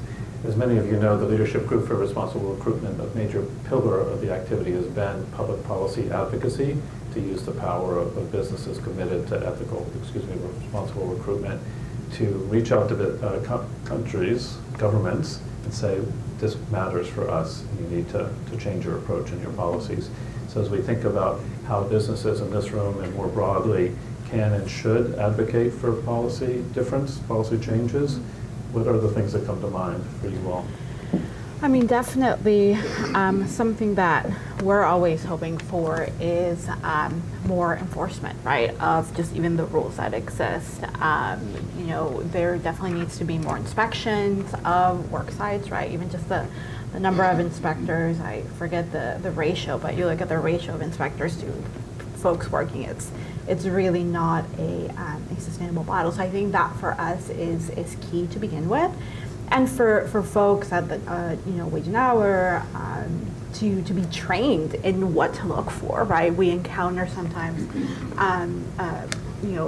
folks from these departments that tell us, I've been an inspector, but we haven't had any training on this, so we're trying to look for this one thing. So it's kind of like just very focused on these issues, and a lot of times the issue can be right in front, but it's not noticed. And it goes to sometimes a lot of the misconceptions around human trafficking and forced labor and what that looks like. And for folks that are not as familiar with the issue, a lot of times they're thinking of coercion factors that involve somebody being tied or locked up, which can happen. But when we look at the factors of force or coercion in these situations, it's obviously, as we've been speaking out for the past day and a half, it's much more in a way insidious than that, right? It can be in front of us, but it's somebody, again, who is in a bondage, right, and who has these conditions around them. So for us, I think that is just sort of the starting point, is to get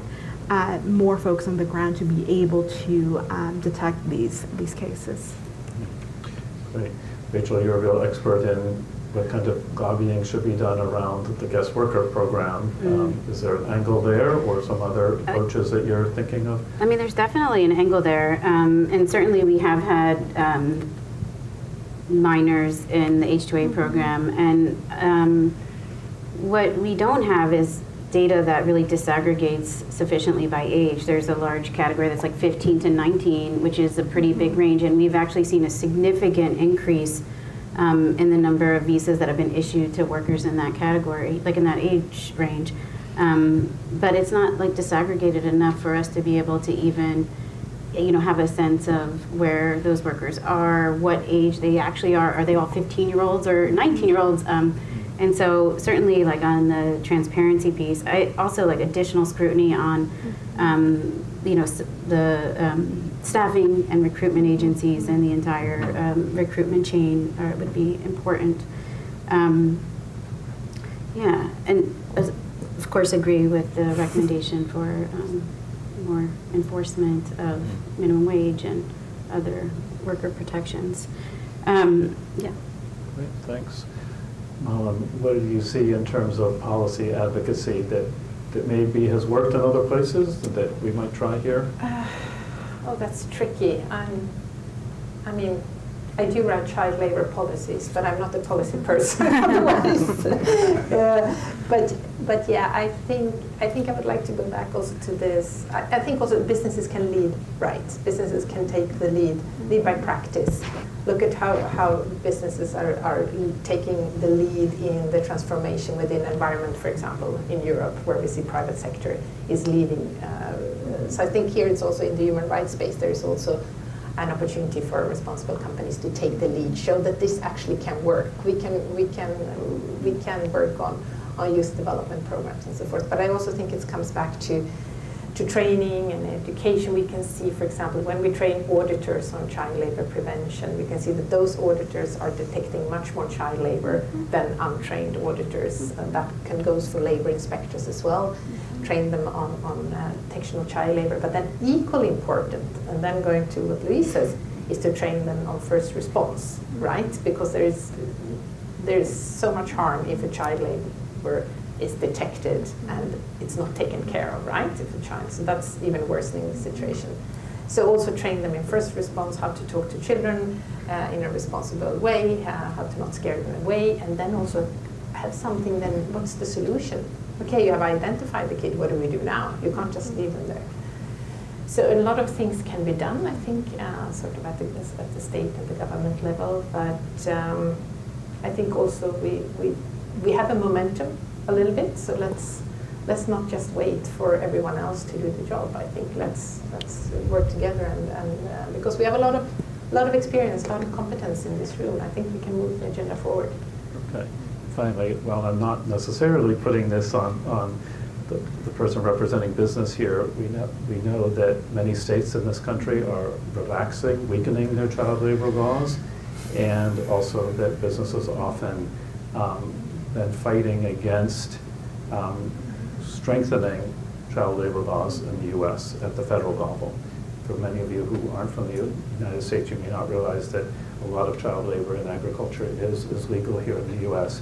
And so I'm just curious, any of you, but from you, Louise, if you have input on this, your sense of how much business is willing to step up to the plate and talk about those and advocate for a higher floor for children, as well as maybe strengthening rather than relaxing of state level laws? Okay, so this is going to sound like I'm dodging the question, but I'm not trying to dodge the question. But genuinely, AIM Progress, we're not an advocacy organisation, so I don't want to talk on something that we don't do, to be honest. I think what we're trying to work on is a practical programme through which we will be, and from the outset, happy to talk to anyone at that level about the programme and what we're trying to do, and to open that to anyone else from any other industry that wants to be part of it. But yeah, I don't want to pretend, Sean, that we have a platform on that. So I I'll pass on understand, at but that point. I just felt it was important to mention this because these are really important contextual factors. Yeah. Why don't we go to our questionnaire? Excuse me, our questioner extraordinaire, Bonnie. Questions from the... I'm afraid it's the less extraordinary one. Okay. It's Francesca. Bonnie's having a well-deserved break. So there are 3 questions. One that's already been answered, so 3 here, and just one that I have. I'm going to stay sitting down, so I need to get the wording right. I'm not well versed on this issue. It's very interesting, this panel, but one for me. I wonder if there are any positive examples of industry associations and state bodies that other states and industry associations can look at within the US, depending on if there are industries where child labour is more prevalent. And then 2 questions from the audience in the room that I guess can be taken together. What are the systemic issues that make it easier for employers to employ children as opposed to migrants via legal visa programs? And what programs other than fines to offenders are being used to prevent forced child labour?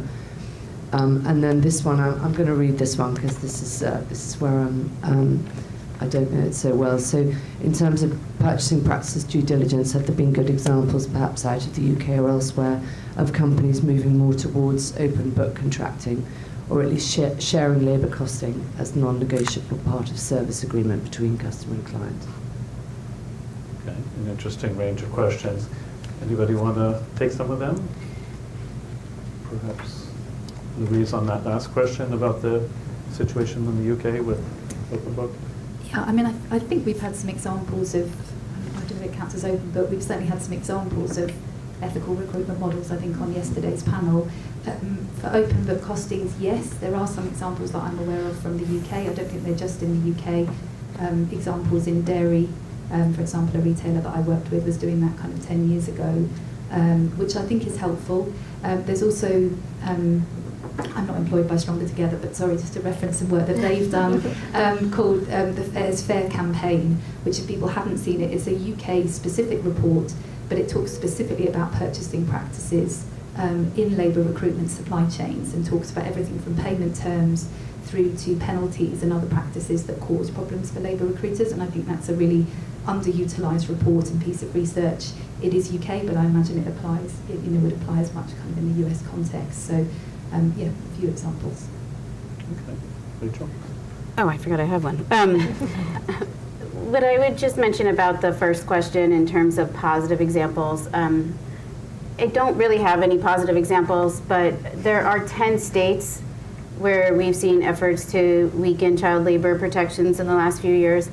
And in a lot of those states, we've seen those efforts backed by protein processing industries, hospitality, construction, some of the same industries that are also pushing for, expansion of employer controlled guest worker programs. And so there's definitely some overlap in that regard too, and it's worth looking at. And we have a little chart, and also I would recommend, if folks are interested in that and the role that industry associations have played in the efforts to kind of weaken child labor protections, EPI has a nice report about this on their website, Economic Policy Institute.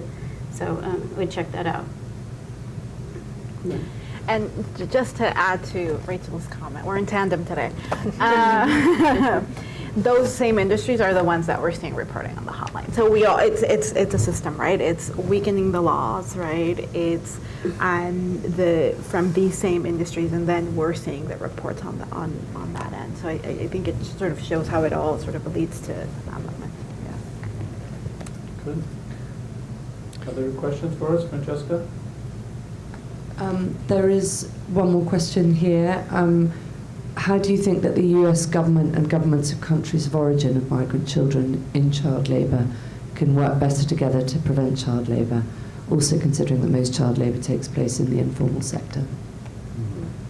Good question. So the issue of the informal sector and then the origin countries, maybe Rachel, you work a lot in Mexico and other origin countries. Any thoughts there?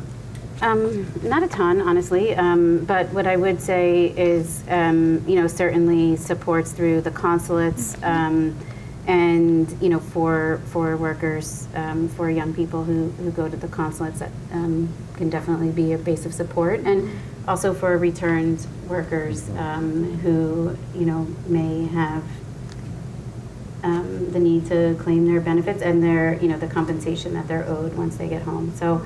I don't have, really strong recommendations on that other than the ones that we would say should apply to all workers in terms of providing a base of support and services throughout a worker's experience from recruitment to when they go home. And it's a transnational issue, especially here in the U.S. when we look at the country of origin of a lot of the victims, right?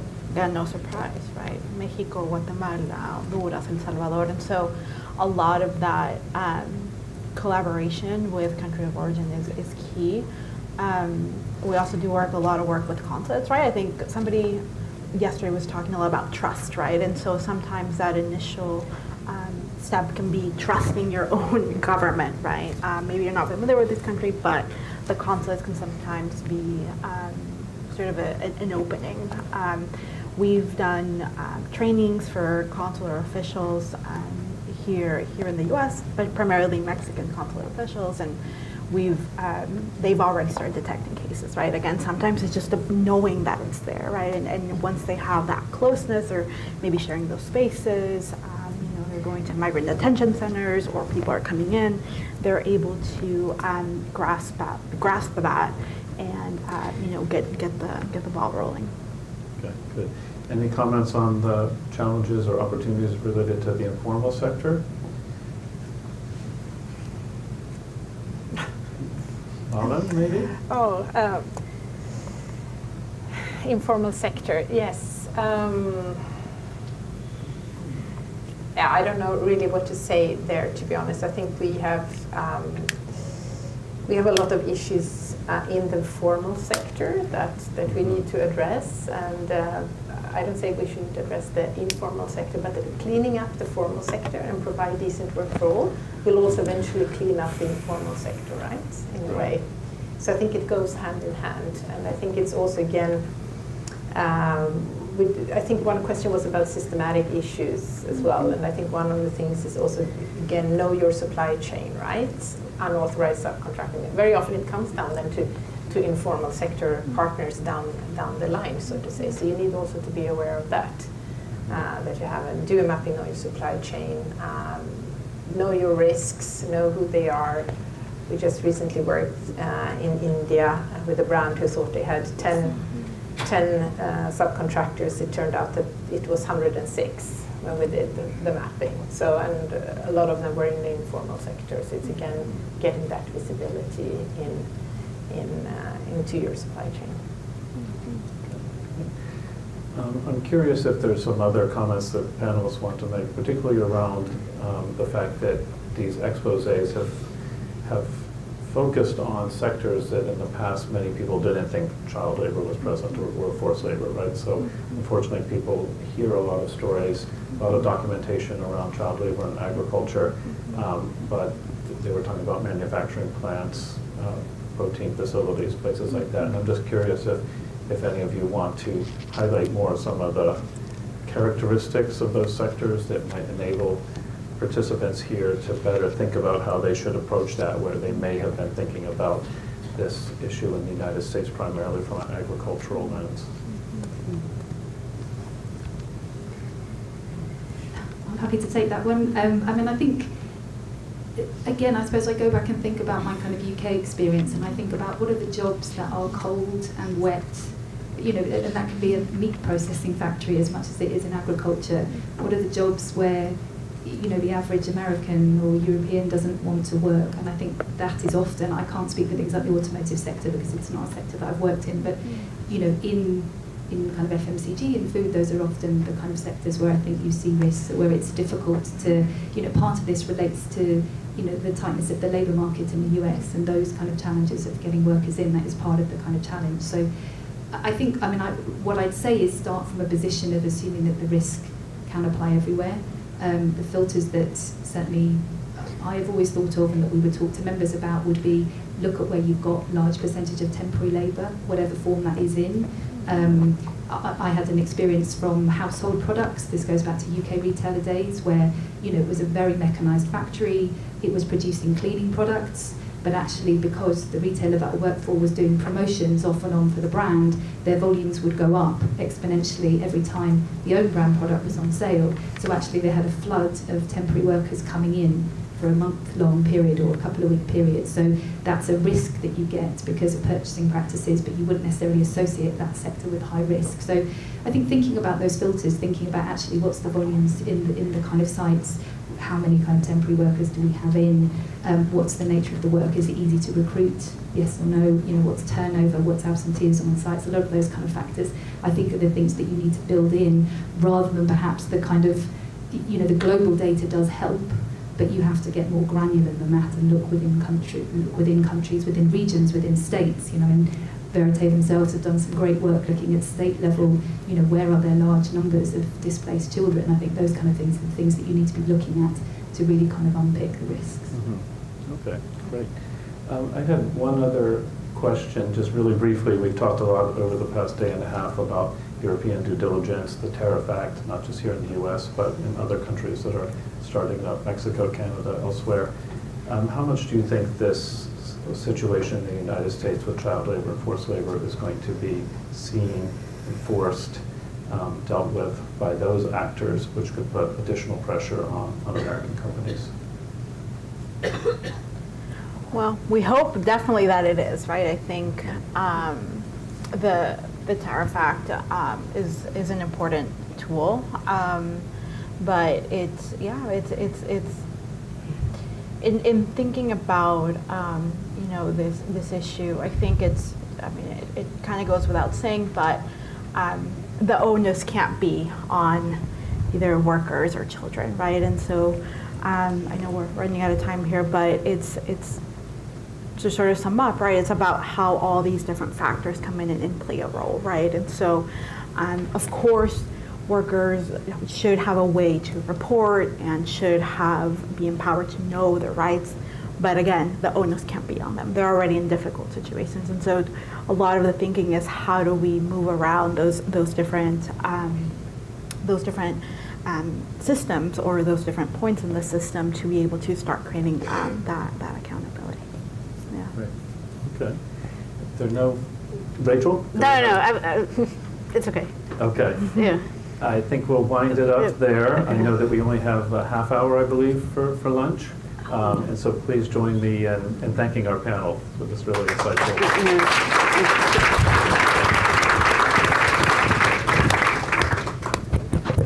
So back in 30 minutes.